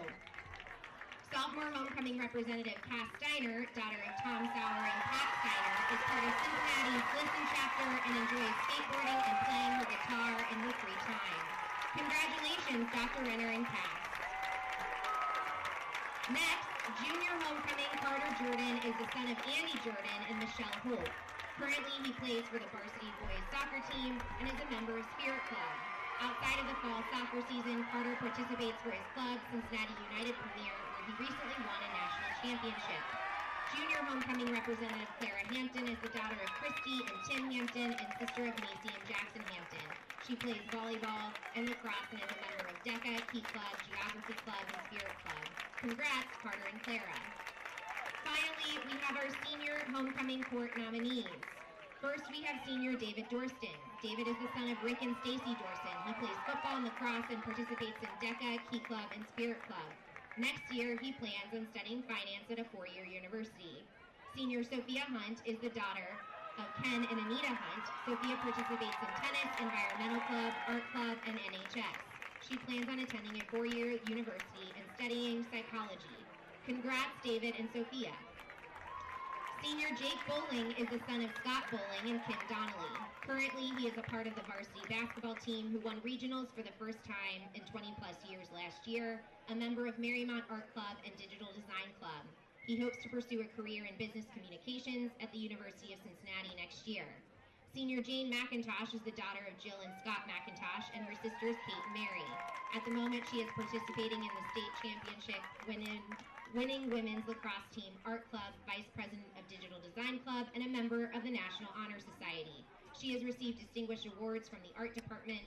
Next year, she hopes to pursue her dream in graphic design at a prestigious art college. Congrats, Jake and Jane. Next is Daniel Cooper. He is the son of Melissa Herbst and David Cooper. He is president of Latin Club, a member of Chess Club, Sources of Strength, Quiz Team, National Honor Society, Student Leadership Council, and he is an actor in the play. After high school, he plans on studying aerospace engineering at a four-year university.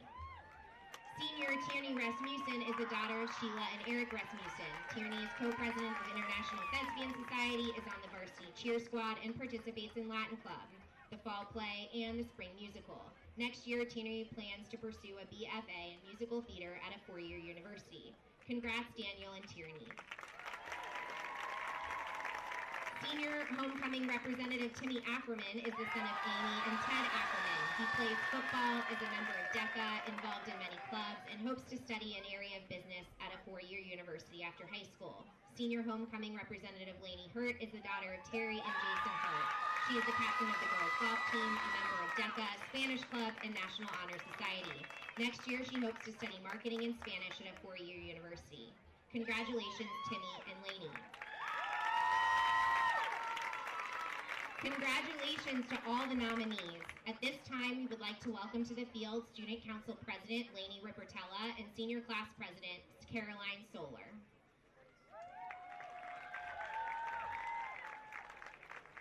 Now for the moment we have been waiting for.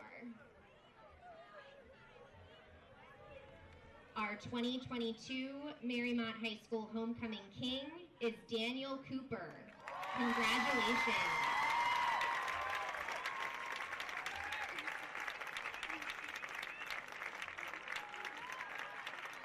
And our 2022 Mariemont High School Homecoming Queen is Tierney Rasmussen. Congratulations, King and Queen, and congratulations to all the representatives this year. You were great. Thank you to the parents, teachers, students, and community who have helped make our 2022 homecoming a great success. Now, go Warriors.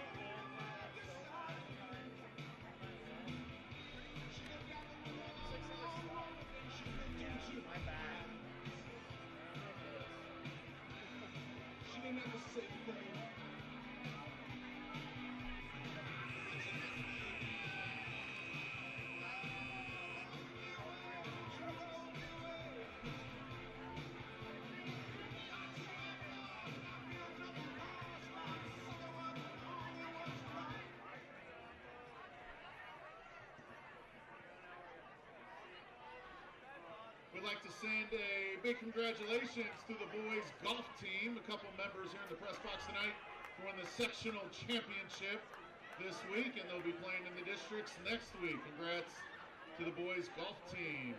The girls golf team won the CHL tournament last week and competed in the sectional tournament, finishing third, and will also play in the district tournament next week. Sponsors for tonight, the Warriors would love to thank these companies: Tri-State Running Company, Malheur Ridge of Comey and Shepherd, Jersey Mike's, La Roses, Fenberry Branding, Town Properties, Flight Outfitters, Mercy Health, Search Engine Ranking, Scarlet and Gray, the National Exemplar Restaurant at the Mariemont Inn, Miller Insurance, Madison Bowl, Max Pizza Pub, Steve, Sally, and Brian Vianello's Lawnscapers, Peterman Transportation, Timer Make, Fizz Bottles, K&K Law, Patron Mexican Grill, Huntington Learning Center of Hyde Park, the Mariemont Kiwanis, 50 West, 20 Bricks, the Mariemont Preservation Society, Penn Station, Kruger Insurance, and the Talent Sherpa, Todd Young. Today's contest is sponsored by Brill Creative, digital marketing, design, and web development, serving local and national brands for over 20 years.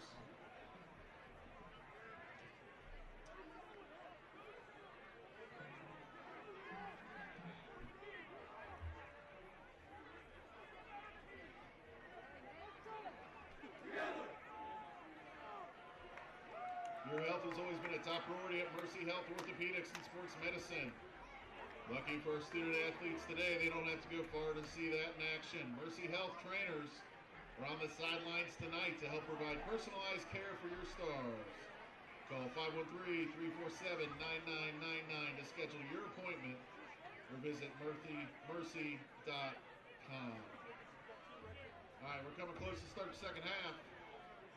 The Wildcats will be receiving as the second half starts with a 20-10 score in favor of Deer Park.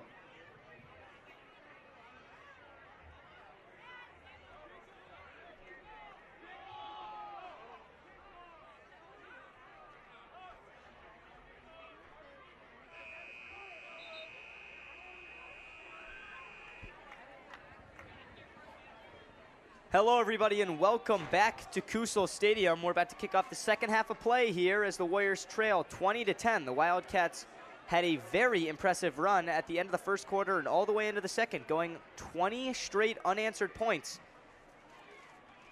which takes us in to the second half, and they're going to get the ball. So they could go up by even more and increase their lead to 3 possessions if they could score a touchdown on this drive. Jackson, what do both teams need to do to either come back and get a win if you're the Warriors or hold on to this lead if you're a Wildcat? You know, Luke, I haven't thought the Warriors have looked terrible on offense, but it's mostly defense. They need to contain that edge and limit each play to lower gains. You know, number 3, Kendall Luckett, is averaging 11.9 yards per carry. I'd love to see those numbers decrease, and the Warriors should just hold the end and make sure that no big plays break out. Yeah, great play by Gilreath on the kickoff. He gets the Wildcats in great field position to start the second half. And like you said, Jackson, they have done nothing besides run the ball all over this Warrior offense. 222 triple twos here for the rushing column for the Wildcats. They average 188 a game. We said they might go for 300 tonight with about 5 minutes left in the first half. They might go for 400 tonight on this pace. Yeah, Luke, the Wildcats really, I wouldn't say change much. Keep going with your bread and butter. It's working so far, so it might work the rest of the game if the Warriors didn't make a big adjustment at halftime. Yeah, it's just kind of been pack punch with Denson, Luckett. First play, hard count gets the Warriors to jump. Did it give them 5 more yards? But like I was saying, Luckett, Denson, Quarterback Parsons showed his wheels. Those three guys have been doing picking up all the yards on the ground, but just in so many different ways. Luckett seems to be the guy that gains the edge, Denson the power back up the gut, and then Parsons a little bit of both. He's really quick for a quarterback. I mean, for a smaller guy compared to the other two, he runs it fairly hard too. Yeah, Luckett 83 yards, Parsons 17, Denson 67. Everyone's getting after it tonight. They pick up about 4 on the carry, but a flag comes right in the middle of the pile. See what that is. Could be back-to-back penalties on the Warriors, and that's not the best way to start the first half for a penalty-heavy team. I have a feeling this one's going to back up the Wildcats. Face mask, nope. Jackson right on cue. This was one of the 3 keys to the game brought to you by ICRC-TV. And the final one was Warriors need to limit the penalties. It bit them last week, over 100 yards given up because of the yellow flag. And here's 15 more on the personal foul face mask. And this ball is all the way inside the 30, and we haven't even played a minute, let alone 30 seconds of this game. Yeah, Luke, I don't have exact statistics to break this, to lay this down, but I would say the Warriors are the most personal foul team in this conference. Maybe in the city, Jackson. Yeah. They have a few tempers, and then, of course, there's just the casual personal fouls like the face mask we saw there. On first down, they pick up 5 with Luckett. I mean, if you're going to pick up 5 a carry, there's just no chance they lose this game. They already are up 10. They're not trying to score fast. They're winning the line of scrimmage. Deer Park's putting on a clinic on the road. Yeah, Warriors might want to be a little more aggressive on defense. Just got to make something happen here. Yeah, so what would you recommend they dial up? You know, Luke, honestly, I would maybe send a few blitzers and just make Parsons make a quick decision. Hopefully another fumble like he did before. Just get to the quarterback as fast as possible. Hopefully he doesn't even have time to hand it off. Maybe there's a muff snap. You take it back to the house. You're right back in this football game. Here's the pitch. Luckett. Timmy Stewart gets thrown to the ground by Luckett. Glassmeyer ends up making the play. Wow, Timmy, the 6'5" defensive end, just kind of got tossed by Kendall Luckett. But you know what I like there, Luke? The Warriors, they changed it up. They threw a guy off the edge, and he got in the backfield. He didn't make the play, but he interrupted Luckett. Yeah. Yeah, I mean, if you let him get to the edge at full speed, Glassmeyer is not making that play.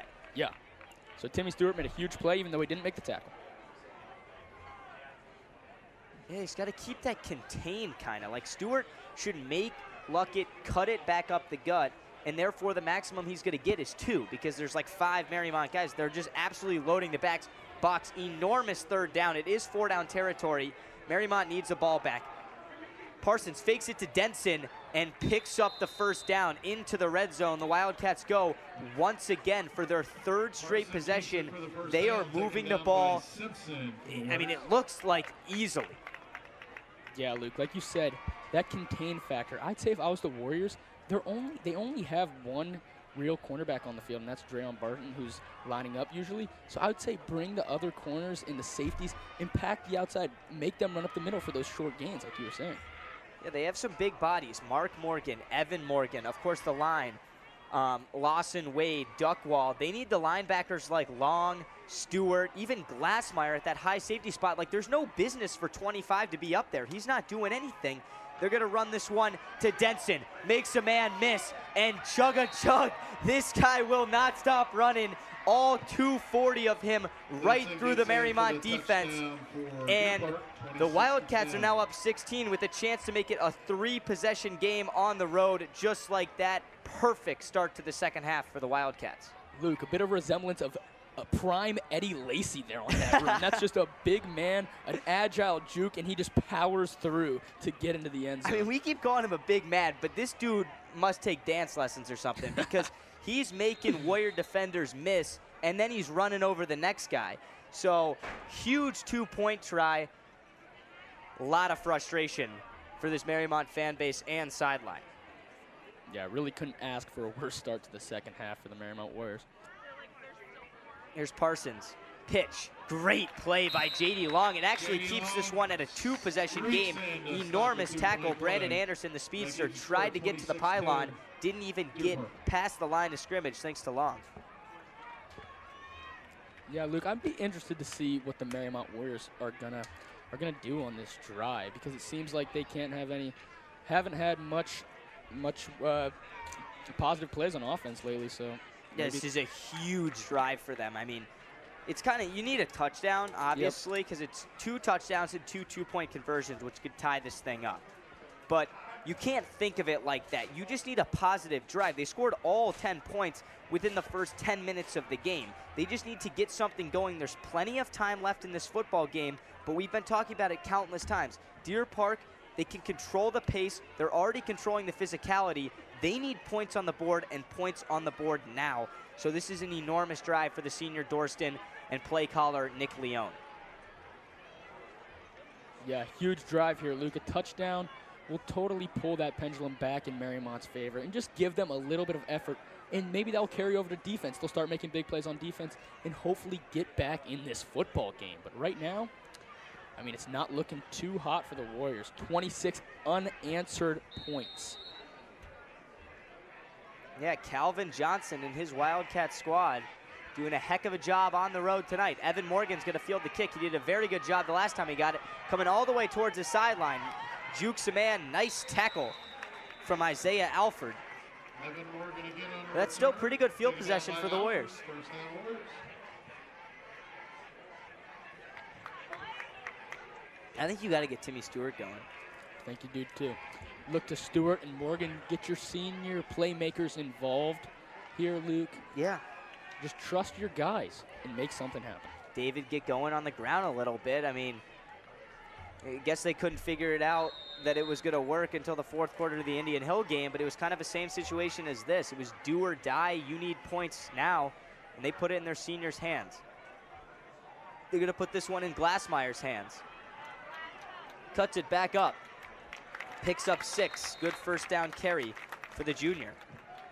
Yeah, Luke, off what you just said, Dorston is 5 for 15 for 72 tonight and 1 touchdown.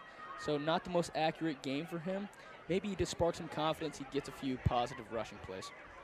Yeah, or even just a few easy completions. We saw that screen pass to Whitmore in the second quarter that picked up a first down. And, I mean, Davis was untouched until he picked up 11. Just dump-offs like that can get your quarterback going and in a rhythm. 5 for 15 at halftime is not what you want to see on the stat sheet for Dorston. Here's the run that we talked about. Quick 5 yards, first down Mariemont up to the 50. Dorston for the first down. Gilreath on the tackle. First down at midfield. They could just do that, it seems like, every time with David, and it's at least 3 to 5 yards. It does seem like it. Regardless of who's on the other side of the ball, Dorston is going to make an impact, and he's going to drive forward for at least 3 or 4. I mean, every time he touches the football, it seems like he's getting positive yardage. So hopefully we go back to that some more. Yeah, maybe they'll open up the air game so that he gets a chance to take a shot. Here's Duckwall, cutting it back up. The freshman picks up about 8. To the 32-yard line. Mariemont's offense looking good in their first drive of the second half. Looks like a bit of an RPO there, Luke. Yeah, we've seen that a few times tonight. Nick Leone, he says he bases his playbook off Kyle Shanahan, one of the younger minds in the NFL. He has some of that. And he also has some players like the Warriors do. We talk about Deebo Samuel, kind of a Swiss Army knife type of player. I'd say David Dorston's a Deebo Samuel. Mark Morgan's a little bit of a Deebo Samuel. He started the year at running back. Now he's a full-time tight end as the Warriors' second leading receiver. Dorston the 5 wide, brings in Glassmeyer. Here's a little screen to Whitmore. We literally talked about this 2 seconds ago, right on cue. Davis Whitmore makes a man miss and cuts it up the edge into the red zone, down to the 15. Mariemont goes.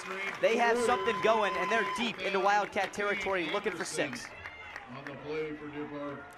Huge play by junior Davis Whitmore there. He catches another short pass and just lets his feet do all the work for him. I mean, he put it in a different gear, like right about there. I've never seen him run that fast. They need to get him in space more. 2 screen passes to Whitmore, both for first downs.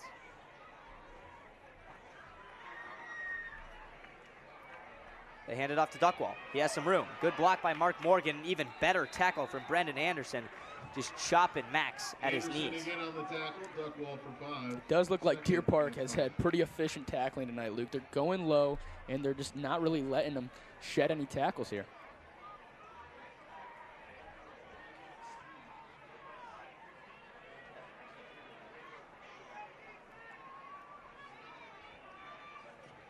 All right, 2nd and 5, just under 7 minutes left in the third quarter. Mariemont down 16. David keeps it himself, up the gut. Touchdown, Mariemont. Story of the drive, story of the second half for Mariemont. Nick Leone, it seems like it takes him a half to finally start trusting his quarterback, but a great start offensively after giving up a touchdown to the Wildcats. They bounce right back, and an even bigger 2-point attempt coming up now. I mean, really, Luke, why not put it into the hands of such an experienced player like Dorston? He knows how to make a read. He knows how to run that football. And, you know, I would trust him over basically anyone else on the team to have the ball in his hands in tough drives and tough possessions like that. I mean, he's one of the quickest dudes on the field. And you saw the 2 Wildcats that tried to collapse on him at the goal line. They wanted no part of his shoulder into their gut. I would do it again here. They just hand it to Duckwall, and he is stuffed. In on the stop was Isaiah Alford, who just seems to continuously make timely plays. Also in on the tackle was Cameron Gilreath. Those 2 have been big-time playmakers defensively for Deer Park. That keeps the Deer Park lead at 10. Yeah, that's a huge stop right there. If they get that 2-point conversion, that's a 1-possession game, and the Warriors are really right back in it. Yeah, but a lot of momentum lost, too. To stop them here, I mean, that's a touchdown and a field goal, something that hasn't been happening very often. All right, Jackson, I want you to call me out if you think I'm wrong. But 6:48 left in the third. It sounds like a lot of time. But would you say it's must-stop territory for Mariemont? Because I'm not going to say it's must-stop, but I definitely think I have a little bit of a feeling that this is a very big drive coming for Deer Park's offense to kind of continue to not even set the tone, but just continue to keep your foot on the gas. And then if you're the Warriors, you need something to change, and something to change fast. You know, I agree with that, Luke. I would say as it dwindles down to the end of this third, and even about 3 minutes left, that's totally must-stop time, because when they get to these 6-minute drives, if they can hold the ball for the rest of the third quarter, that's going to say maybe Mariemont has 1 more possession on their hands, because then that's basically 6 minutes back and forth. So, I mean, it is must-stop football here for the Warriors if they want to win this football game. They got to make a big play, maybe possibly a turnover here.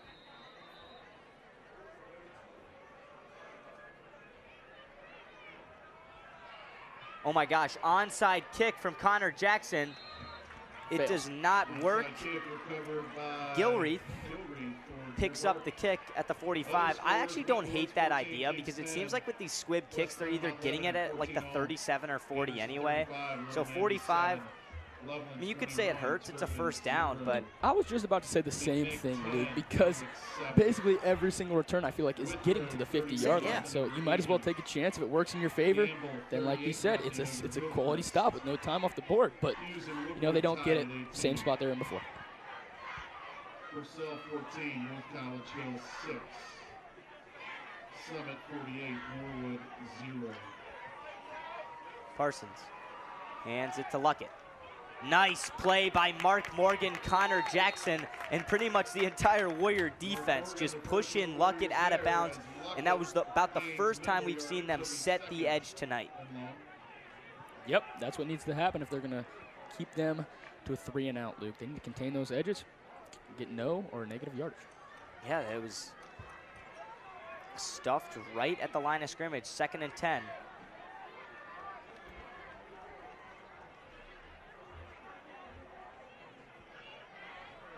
Deer Park just taking their time. I mean, Mariemont's got to start getting a little frustrated with this. It can wear you down physically, but even more mentally. You're just ready to play. You want to make something happen, and they're just going to keep waiting and standing up until that ref in the center of the field holds up the fist, because that means there's only 5 seconds left on the play clock. Parsons snaps it to Denson.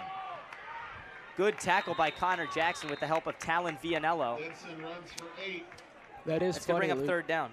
They wait for the ref in the middle of the field to hold up his hand and give him that warning, and that is when they set their offense. That's when they get down, they get into position, and about 3 seconds left on the clock, they snap that football and they run it. So they're really taking a considerable amount of time off the clock with every single play.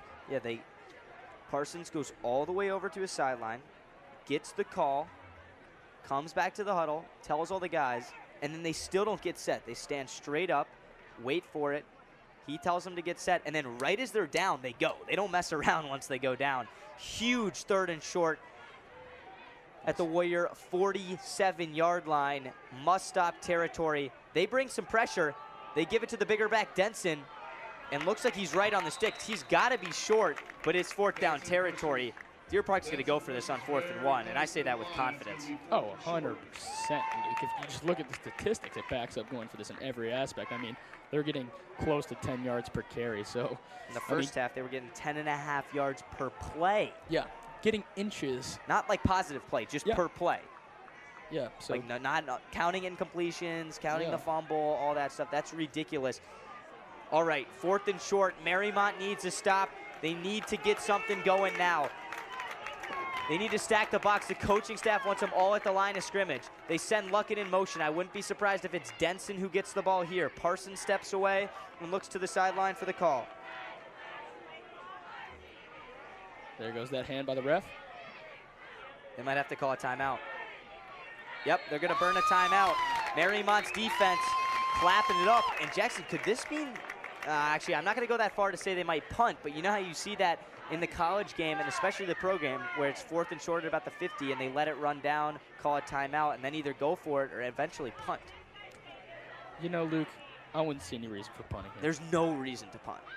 Getting like you get 9 this first down, per carry. Yeah, you get this first down, you can really run the clock down and just make it very hard for the Warriors to come back.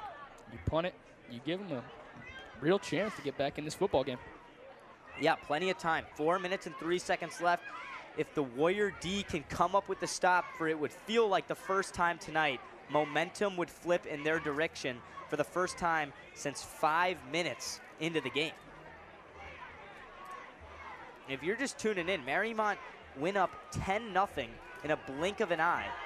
Touchdown on the first possession.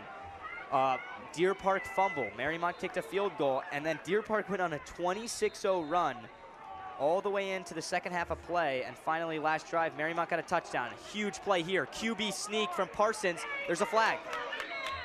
He has enough for the first down, but what is the flag? They're saying false start, and this is an enormous penalty. Wow. Mariemont caught a huge break. Huge play there, Luke. I haven't seen many penalties from that offensive line tonight, or just that Deer Park offense in general. So Mariemont really caught a break in 4th and 1 because it seemed like he got it. Yeah, they've done a great job. If you can just get them to a 4th down situation, at least you're putting the ball in Deer Park's hands and telling the junior Parsons, make a play. And the rest of this offensive line and group rushing the ball. And just like that, they make their own mistake, shoot themselves in the foot, and now they're going to have to go for it on 4th and 7. Yeah, correct me if I'm wrong here, Luke, but this might be the first 4th down of considerable yardage all night. Yeah. Well, Mariemont went for one, but for the Wildcats. Yeah, I mean for the Wildcats here. It doesn't look like they're punting it. Nope. Oh, this would be an absolute dagger of a pickup here. 4th and 6 at the 50-yard line. Mariemont loads the box. Lawson Wade almost jumped, but they didn't snap it. They went with the hard count. Wow. Mariemont faithful making some noise for the first time tonight. Pitch, Luckett. Can they contain him? He doesn't get the edge. Huge play and stand by the Mariemont defense, and they're going to take over. Mark Morgan, Timmy Stewart, J.D. Long, the 3 seniors get it done, and David Dorson's going to get the football back down 10 with 3:59 to go in the third quarter. And you see, Luke, a stop there just brings all the momentum back into this team. Look at them on the sideline. They are hype as can be, and they're ready to take this drive down on the Wildcats and make something happen. Get themselves back in the game. That's all you need to change a football game, just like that. I mean, it's a game of runs, Jackson, and it's how this works. But the best thing that I saw was Kusel Stadium getting loud for their defense there. 4th and 6. Wildcats haven't faced too much adversity tonight besides in the first quarter. And they get Luckett finally slowed down at the 45. Mariemont's offense. Touchdown last possession, could use another one here. They're going to throw. Dorst steps up, and he's dropped. Chase Burns on the stop. Dorston sacked. The junior. On the play by Barron. Yep, not a design run by Dorston there. He gets taken down in the backfield. One of the only times tonight that's happened, so good to see the line holding up. But See what the Warriors can do here on 2nd and 11. Luke, I say they just make a run play here. They just eke down those yards, make it third and 4. I disagree. I think that's too predictable, Jackson. You don't get it on first down, taking the risky chance of passing it. I don't like the run. We'll see if it works out. They go play action. Here's Stewart over the middle. And I think he's going to be just short of the sticks, but that was a great pickup for Mariemont. Yeah, good call on your part, Luke. There's a flag down.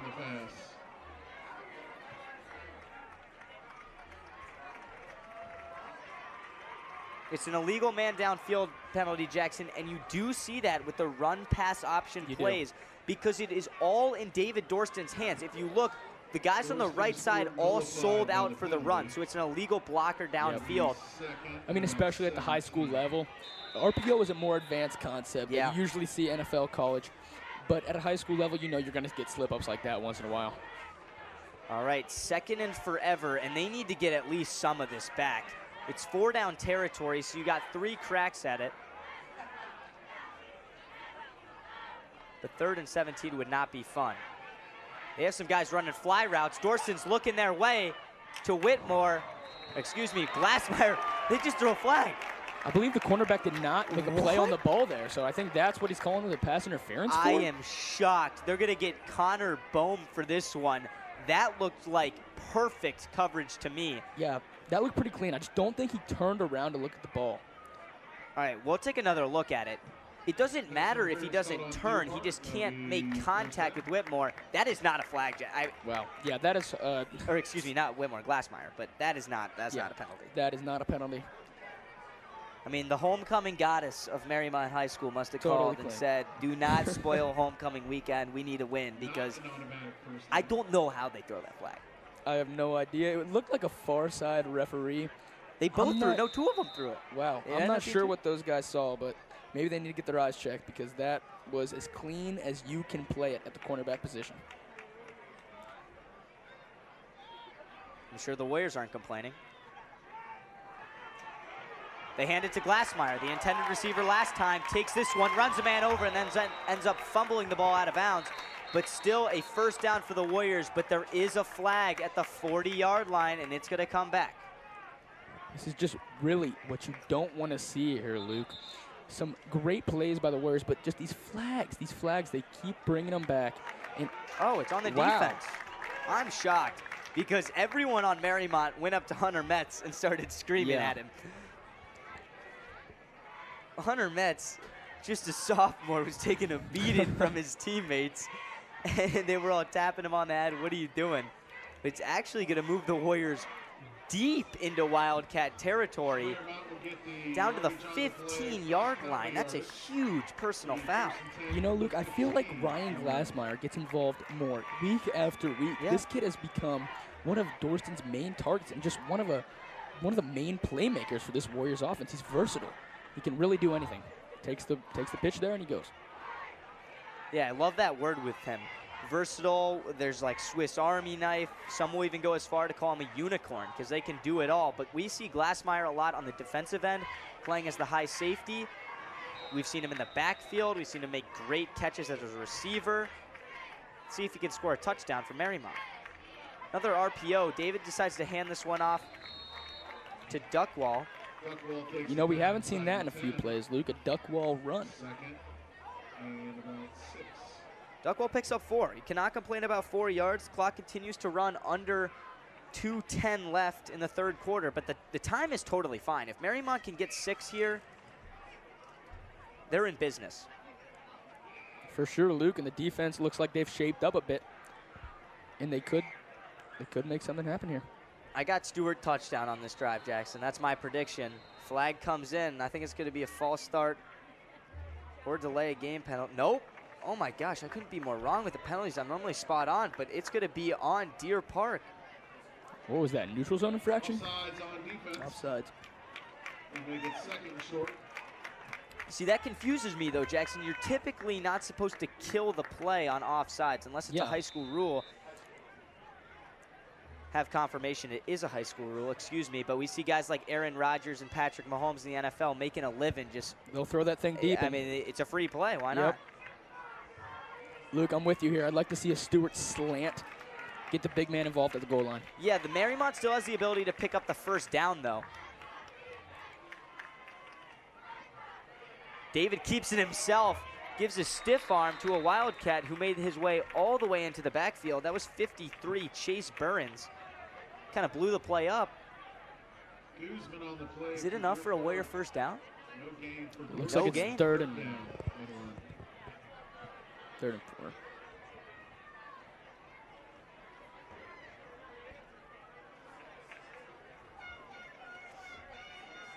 Luke, honestly, what would you call here? If I you're think Nick you just Leon? have to pick up the first down. I wouldn't mess around with the read option, RPO. Just snap it to Dorston and let him go with it.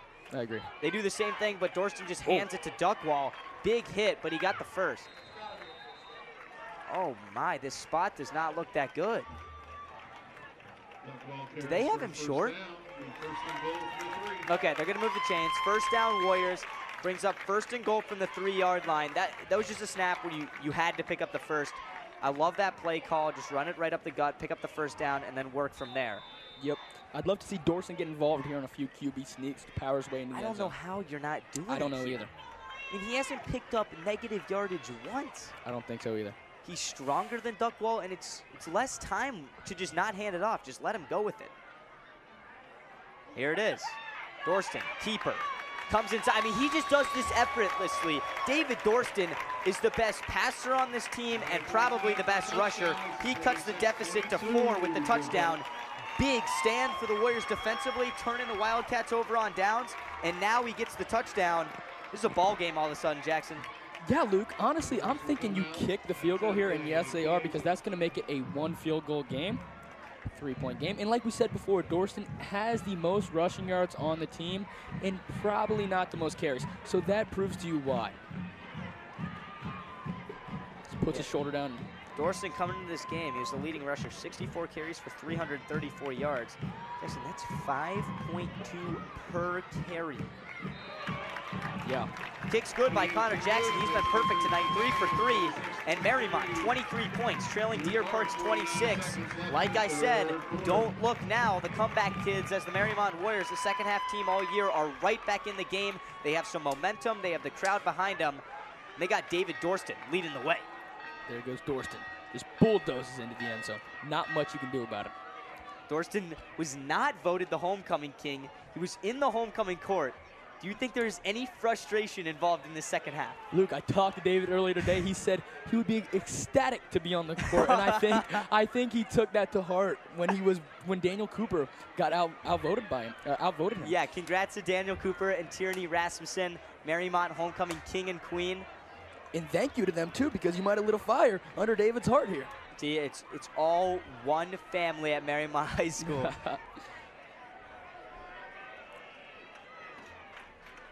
It was rigged. They didn't want to give it to the QB. Yeah, they did it on purpose, I think. 10 points at halftime. They were like, what's going on? Might need to check the fire votes. him up a little bit. Coach Leone might have had something to do with that, Luke. Yeah. What do you think? What should we call this one? Might have rigged the voting. Hoko Gate? Yeah, I think Hoko Gate 2022. Here we go. 26-23, 49 seconds left in the third quarter. Squib kick. This one's actually really good. It's fielded at the 21.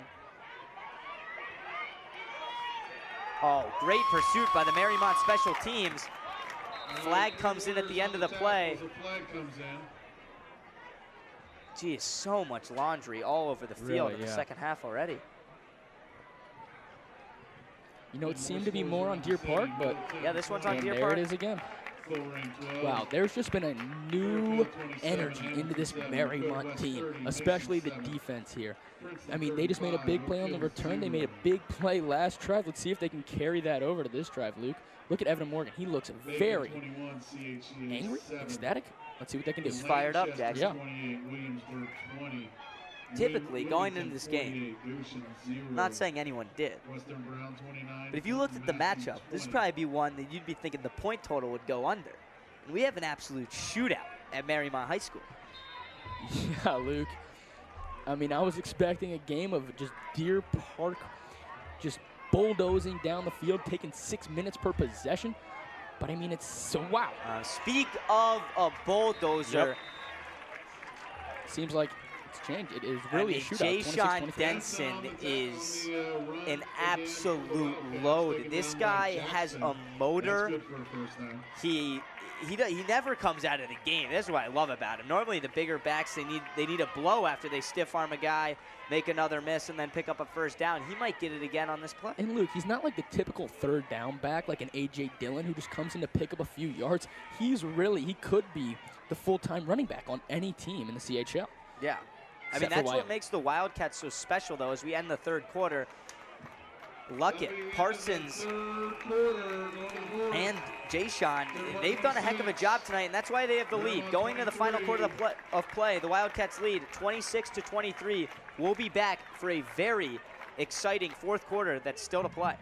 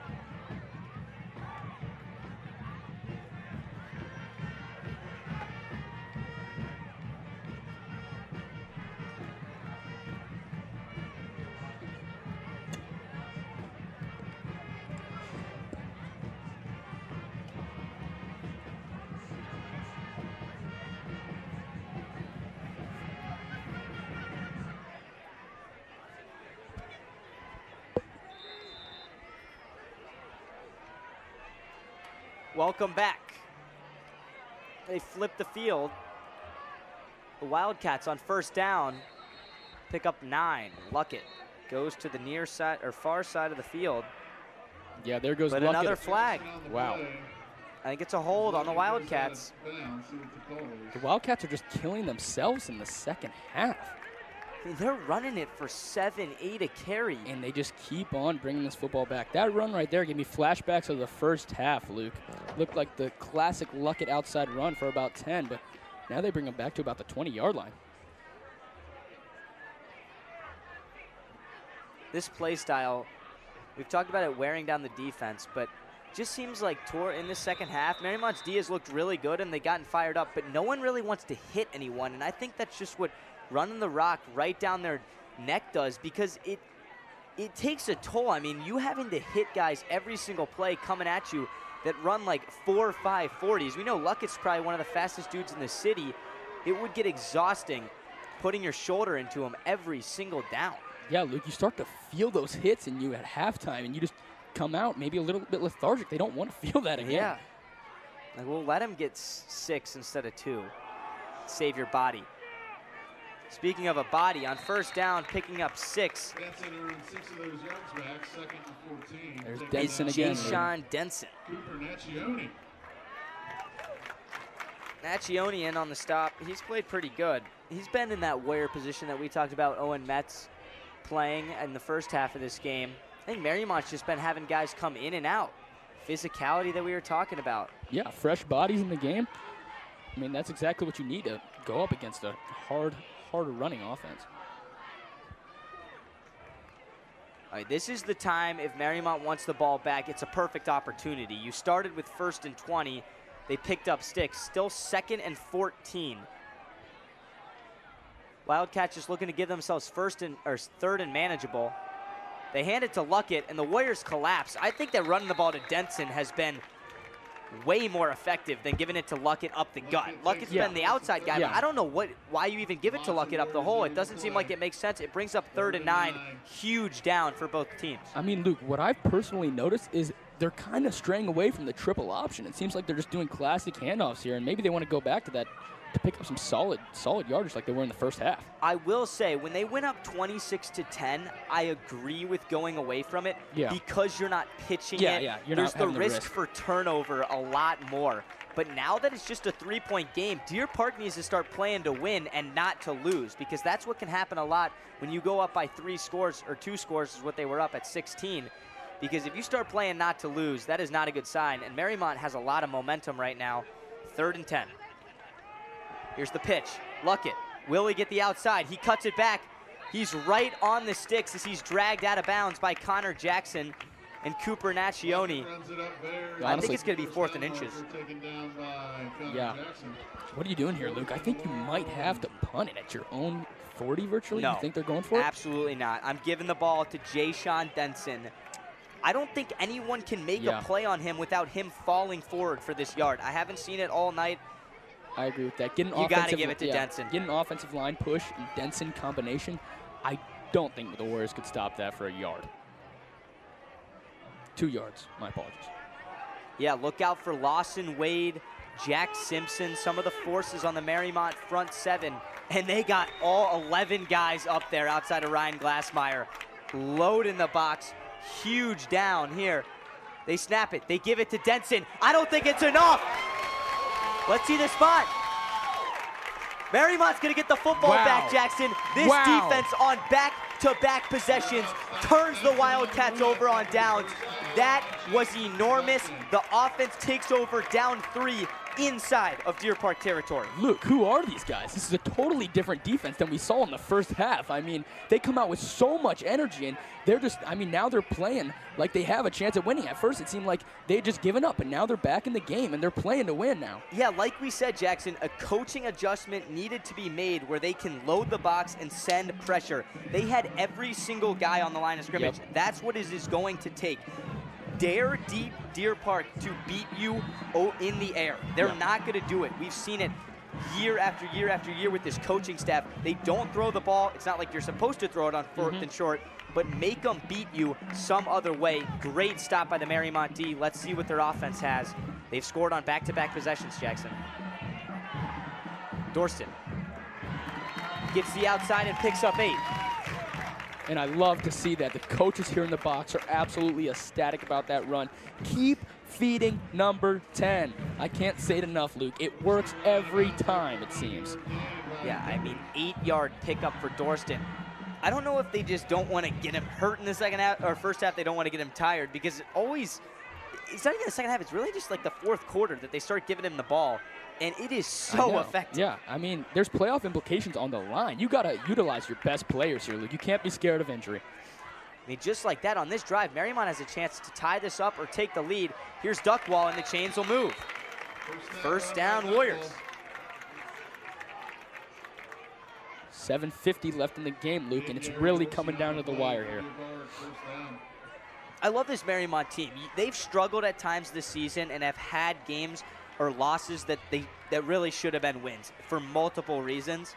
But it's been great being a student and a fan because they always make it exciting. Yeah, the Warriors really could have started off this season 3-0. They had a few unfortunate losses to Oakwood. It was the penalties that really got them. Yeah, it was really the penalties. And now they're just really coming together better as a football team. 2 wins in a row, and they're looking for a 3rd. Looking for a 3rd straight scoring possession offensively. Duckwall, look at the footwork, making people miss. Inside the 10-yard line is Max Duckwall. Oh, my goodness. Wow. Oh, it's going to come back. Oh, no. They're going to get a hold. Is that going to be on Mark Morgan for burying the linebacker? I'm not sure. It seemed like it could have been on number 73 in the backfield. I mean, Jackson, we Oliver totally Lupian, just pulled the announcer's jinx on him. I know. We were saying how they haven't gotten any penalties or shot themselves in the foot in a while. And Max Duckwall, I mean, that dude was just dancing through Wildcat defenders. That was the best run I've seen from him all game. All year, to be honest. Yeah. He's had a few touchdowns, but he's kind of a short yardage He back. is. He's a big, strong back. 20 on that carry. 20 yards, but, you know, that's bad. All right, still 1st and 8, so I don't think that's going to hurt them too bad. They're going to try it again with Duckwall. Deer Park kind of learned their lesson there. He picks up 1. Luke, do those look like design counters, or is just someone breaking into the backfield and Duckwall's having to cut it upfield? Because that's 2 plays in a row where I've seen Duckwall make a jump cut into the middle of the field. Yeah. And I'm not sure if that's designed. I'm not sure either. I think that this Deer Park rush has actually been getting there a little more in the second half because David had all the time in the world in the first 2 quarters of play. And now it seems like when they air it out, he's been under a lot more pressure too. Yep. You got to look to Stewart, man. One-on-one coverage. I haven't seen many teams show him this much disrespect, not giving a high safety. They're going to give it to Whitmore on the jet sweep. He tries to cut it back. Jackson, to be frank with you, I hate that play call. You're running a jet sweep to the short side of the field. I pretty much say this every single play. Every single time they do it, what is the point in running it toward the short side of the field? You want space for a speedster receiver. Why don't you give him more space coming towards us? And what I saw there was, like you said, Timmy Stewart in one-on-one coverage. I'm going a play-action pass and just airing it out to Stewart on 2nd and 7. Because, I mean, you got to go for a shot in a position like that with Stewart in one-on-one coverage. You don't see that often in the CHL. Yeah, here we go. 3rd down and long. The patented 5 wide from Nick Leone. He does it every time it seems like they need a big pickup on 3rd down. Who will Dorston look to here? They have him rolling out right. He's going to the end zone. He has a man. The ball is on the money. Ryan Glassmeyer in the back of the end zone scores a touchdown, and the Mariemont Warriors lead 29-26. Wow, Luke, that's giving me flashbacks to the Indian Hill game. Oh, no, hold on. Oh, no. A legal man downfield, it seems to be, Luke. Oh. Wow. You cannot have that happen. Oh, my gosh. That was the same play that Mariemont beat Indian Hill on. The same catch and the same throw from Glassmeyer and Dorston. Dorston, he rolls out right and just airs it out. That's a beautiful throw. Could not place that ball better. And it just happens to come back. Shoot yourself in the foot. A vacuum just sucked all excitement out of Kusel Stadium. That was one of the best throws we've seen from Dorston his entire high school career. And he just continuously makes plays when they matter deep into ball games. 5:29 to go. And now we got another 3rd and long. I mean, Can they do it again? You really can't say enough about Dorston's arm strength and talent. Yep. I mean, he just aired that out on the run. That's a beautiful throw. All right, 3rd and 13. Oh, okay. They get the Wildcats to jump on the hard count, which is going to make 3rd and 13, now 3rd and 8. But still a really good designed hard count from the Warriors to make this 3rd down significantly more manageable. Yep, the senior Aiden Mosley jumps offsides. Mosley has a heck of a frame. 6'2", 250. Surprised we haven't said his name that much tonight. Yeah, really we haven't. I mean, only 2 sacks on Dorston. Pretty good protection from the Warriors line. All right. Rare occurrence of Elliott Brown in the backfield. I actually like this because he's one of the best pass blocking running backs in this entire league. They're going to have him block here. They look for the out route to Stewart, and Dorston just misses the throw. Yep. Oh, that's got to be frustrating for David. You put a ball in the money, it comes back, and then Stewart ran a heck of a route. He was there for the 1st down pickup. 2 yards past the sticks, and Dorston just threw it out of bounds. Yeah, we've seen Dorston try that throw a few times tonight. The classic Timmy Stewart 1st down out route. Yeah, and it just hasn't worked either times he's thrown the football. All right, 4th and 8, biggest play of the game. I don't want to say it's desperation, but if you give Deer Park the football back the way that they play, I think 1 or 2 first downs could ice the game. Mariemont still all 3 timeouts remaining, but it's going to be such a gamble for Coach Leone to know when to call the timeouts. I think he's going to burn one of them here. Coach Leone. I hate that, though. Yeah, you can't burn one there. You need those timeouts. Yeah. It's not like they get a 2-minute warning. It's not the best timeout call, but I guess he wants to draw up the perfect play for this critical 4th and 8, Luke. Yeah, Jackson, just kind of setting the stage. Homecoming game. Mariemont comes in after 2 straight wins, beating Indian Hill and Finneytown. It really doesn't get much better than this, Luke. No, it doesn't. 4th and 8, senior Dorston leading the way. Heck of a second-half performance. I would say even better performance from the defense, turning over the Wildcats on back-to-back possessions. Puts us in the spot that we're in now. Could you argue that if Mariemont still had kicker from last season, Marco Zanardo, this would be a field goal attempt or no? I don't know, Luke. This is a little too deep for a high school kicker. What would that put him at? 38 yards. 38 yards. I mean, That's pretty far. But Marco, he's got probably the best leg in the entire school, so. I definitely wouldn't hold it. I wouldn't hate the call. Oh, no, it wouldn't be 38. It'd be shorter than that. It's at the 26. Okay, it would be, yeah. Oh, wait, no, it would be way a little deeper. longer. Yeah, it'd be about 43. 40, yeah, 43. So, no, I'm not. Yeah, we're not thinking about that. Oh, my gosh, we need to go back to math class. They try to get the hard count. Deer Park doesn't jump. Dorston, will he be able to run for it? He's going for the pylon. He dives and he gets it. First down, Warriors. David Dorston putting the ball in his own hands and doing it himself. We've seen it countless times over his career and so many throughout his senior season. Enormous pickup from QB1. It really seems to be every single time the Warriors need a big play, it's Dorston with his legs. I mean, that awareness is incredible, man. He saw the hole.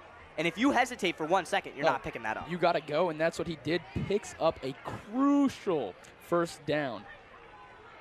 Now we're sitting at about the 16-yard line. Really good protection from the offensive line. They helped seal the edge once Dorston escaped the pocket. 1st and 10 inside the red zone. Going to Stewart on the slant. He corrals it. There we go. Stewart makes a great catch on that play. We saw him drop one of those in the first half. You know, he wasn't thinking about that there. Reeled it in with his body, defender on his back, and Timmy made a great catch. All right, Jackson, I'm guessing run here. They bring in Owen Metz for Ryan Glassmeyer. This is what they consider their jumbo set. 2 tight end look with Morgan and Metz. You can see Connor Jackson warming up on the sideline for a field goal. If it has to come to it, he's there. Yeah, they are officially in field goal range, so at worst, it feels like they have a chance to tie it. Dorston kind of went backwards there. I'm sure Leon would have rather seen him run more north and south and just get to the yardage mark, considering it was 2nd and inches. That actually backs him up almost 1.5 yards, and now it's going to be 3rd and 2. Yeah, Luke, I know we keep talking about it, but I feel like that's the first time I've seen Dorston get negative yardage when it's a designed run for him. I would give it to him again, right here. Honestly, I would too. Keep putting the ball in your playmakers' hands. I mean, Max Duckwall, the kid, has had a heck of a game. He's had a heck of a season. Who would have thought a freshman would end up being the #1 rusher for the, or not statistically because it's Dorston, but the #1 running back for the Warriors? I would just put it in my senior's hands and let Dorston get this one himself. They're going to do that. Dorston keeps it on the read option. He might get more than just the first down. Down to the 2-yard line is David Dorston. Luke, this kid just takes over the game. We just can't say it enough. He's a fourth-quarter player. What is in the game plan in the first half that just falls apart and we resort to this every single time? How do we not get more Dorston incorporated runs in the first half of the game? I mean, look at this. Saving the touchdown is actually a really nice play. Was Brandon Anderson. But not a single Wildcat looks like they want to meet David Dorston at the sticks. You know, and I don't either, because that man, he is a force on the football field. And what's even better about this drive is they keep getting to 3rd and 4th down, so the clock just keeps running. It's been a very long drive. Almost at the 3-minute mark, if the Warriors can score a touchdown, it won't leave Deer Park with too much. Back to Dorston. Dorston, end zone, touchdown Warriors. Oh my gosh, Deer Park says they have the football. No way. Oh my. What's the call? We need a call. Touchback. Wow. What a turn of events. My goodness. What happened there? On the field is a fumble in the end zone. That is one of the most crucial and unfortunate mistakes I feel seen. like, I mean, we couldn't see it from our angle up here, but it looked like he got in fairly easily. It totally looked like it was a touchdown right for in. Dorston. Something must have happened where he ran into his own man because he was. Oh my goodness! Look at the replay again here. Goodness, excuse me. Dorston dives in. Oh, it was just a huge hit. Helmet knocks the ball out. And the Wildcats will get it at their own 20. I think it was Isaiah Alford. There he is, number 12 on your screen. It had to have been Alford. He has made so many big plays in the right time for their defense. He made a huge play on the 2-point try. He broke up a pass on 4th down. And now he turns the ball over. Let's look at this again, Luke. Dorston slams into the helmet. Was he across the goal line is the question here, though. I couldn't see it from that angle. I mean, we would need one from like the pylon angle, but that is very unfortunate. Wow. Oh, Mariemont just keeps getting so close. Glassmeyer scored a touchdown. It gets called back. They pick up a 4th down. They get down to the 2-yard line, and Alford with an absolute dagger of a hit and fumble recovery. Luke, like we've harped on this entire game, football can change in seconds. The Warriors looked like they were driving there, ready to score a touchdown, ready to go up in a huge homecoming game. And in one play, Deer Park gets the ball back with a chance to ice this game. I think one first down could lead to a Wildcat spoiler party. They give it up the gut, and they pick up about 7. So I don't think you call a timeout here if you're Nick Leone, because they're probably going to pick up the first down after such a good pickup on first down. You know, Luke, and this is where that wasted timeout, I don't want to say wasted, but that's where that timeout comes back to haunt you. We would have had 3 timeouts here, but only 2. That's a big difference on a drive like this. Deer Park just going to take their sweet time like they've done all night. This time the seconds they're burning are a lot more crucial than any others tonight. They lead 26-23, been a phenomenal game at Kusel Stadium. Mariemont needs a turnover. They need to do what Deer Park did. I just got to hit somebody. Yeah. You got to make a play here. They give it to Denson. Mariemont stands him up. J.D. Long just pushing that pile in. And now Mariemont's going to have to call a timeout on 3rd down. And I really don't like this because it's 3rd and short. Of course you have to call it. Yep. But the fact that they picked up 8 on first down, it's much more manageable now. I mean, this it's 3rd and inches, Jackson. Yeah, this team is just insanely dangerous and difficult to hold behind positive yardage. It just seems like the worst they can do is get stuffed. Yeah. Yeah. They're not going to lose yards. They're not going to lose yardage, and I don't think they have tonight except for maybe once. I think they need about 2 feet to get this first down. Big task for the Mariemont Warriors defense. They've looked great in the second half. Can they stand up for the big moment and make something happen here on 3rd and 1, Luke? I would love to see the home crowd get behind these boys. They need it right now. This is the biggest play of the game. If you can put Deer Park in a 4th down situation, there's a lot of questions that will be answered at that point. They haven't punt the ball all night. Would they dare to go for it? Do they punt the ball? We don't know their game style, but this matters first. 3rd and inches from their own 29-yard line. Mariemont stacks the box. Parsons, the quarterback, hands it to the fullback. Is it enough for the first down? No clue. I think they have it.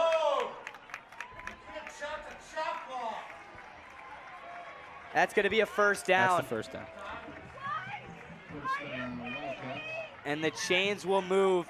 That was the dagger that Deer Park was waiting for all night. They couldn't put it away. You know, Luke, and it looked like Mariemont was going to win. Do you think that solidifies it, or do you think they need to pick up one more here? I think that solidifies it, Jackson, just because if you look at Mariemont, they only have one more timeout left after they just burned one here. Deer Park has the ability to run 3 more plays at least, considering they don't get a first down within those 3 plays. And the way they're running, I mean, at halftime they were averaging 10.5 yards per play. I think that was the biggest first down. I think that's all they needed, Jackson, to be honest. Absolutely absurd, Luke. I agree with you there. I mean, the change of events in the past 2 minutes has been crazy, to say the least. More of the same, over 5 on this carry. Oh, there's a flag. Flag comes on the field. And that was one of the keys to the game for Mariemont. No dumb penalties, and this is just out of sheer frustration. Yep, and if you thought the Warriors had a chance at this game, that eradicates the chance. Geez, that's a heartbreaker. That really is. Homecoming game. Another flag comes in on the head coach, Nick Leone. I mean, when the coach is frustrated, that's how you know it's a tough loss. Unless a miracle happens. But I think it's victory formation from here on out for the Wildcats. And the Deer Park offense is absolutely electric right now, hyping up their faithful, almost taunting the Warriors with this. I mean, it's an enormous win for them, Jackson. They came into this game 2-4 on the season, and this is somewhat of an upset. We knew Deer Park was a really good team, and in the hallways, talking to Nick Leone, the head coach, talking to the Warrior players, they knew that this team was going to be good. Yeah. I think last week they really did overlook Finneytown. They ended up winning the game. They said they were going to win by 40. They won by 7. Yep. But this was one that they didn't overlook. They respected this triple option offense, and it just got the better of them. I mean, yeah. I mean, this Deer Park team is almost overlooked in the CHL. They're 2-4, but the record does not do them justice, Luke. This is a good football team with a lot of great athletes, and they put that on display tonight and really showed what that triple option with these weapons can make happen in a high school football game. Yeah, Jackson, tons of credit to head coach Calvin Johnson, especially offensive coordinator Tucker Berger, and even the defensive coordinator. He made Dorset in this offense look very stagnant at times. They looked confused. They were frustrated, and that's Steve Shahan. So overall, incredible team win for Deer Park if they can find a way to close this one out with $1:25 left. But they're Leon. fired up on this sideline. Yep, Leon Burns is the last time out. So, I mean, honestly, they could take a few knees here, Luke. Yeah, that's what they'll do. That's what they're going to do.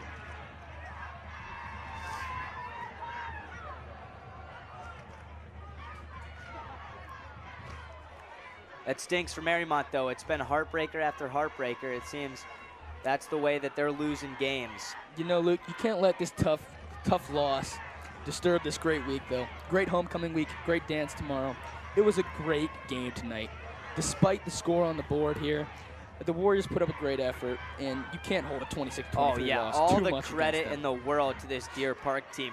They won the game on their own. They weren't given anything. Jace Parsons, the quarterback, managed this game nearly perfect after the first 5 minutes. Of course, the superstar Kendall Luckett, who had 2 touchdowns in this one. And I think the most underrated player, maybe in this entire conference, was Jay-Sean Denson, the junior who just took the football into his arms and just ran right through Mariemont's defense, snap after snap, and he never stopped. I thought he was going to get tired. He was a bigger guy. He never came out of the game. So Deer Park and this Wildcats offense and just unit overall won this game, came on the road, and pulled the spoiler act on Mariemont's homecoming football game. Luke, I totally agree with that. You see Denson on the screen. He was the X factor tonight. He's smiling because he knows he made the biggest impact on this football game. When it came to a hard play where they need to pick up yardage quick, it was Denson carrying the football.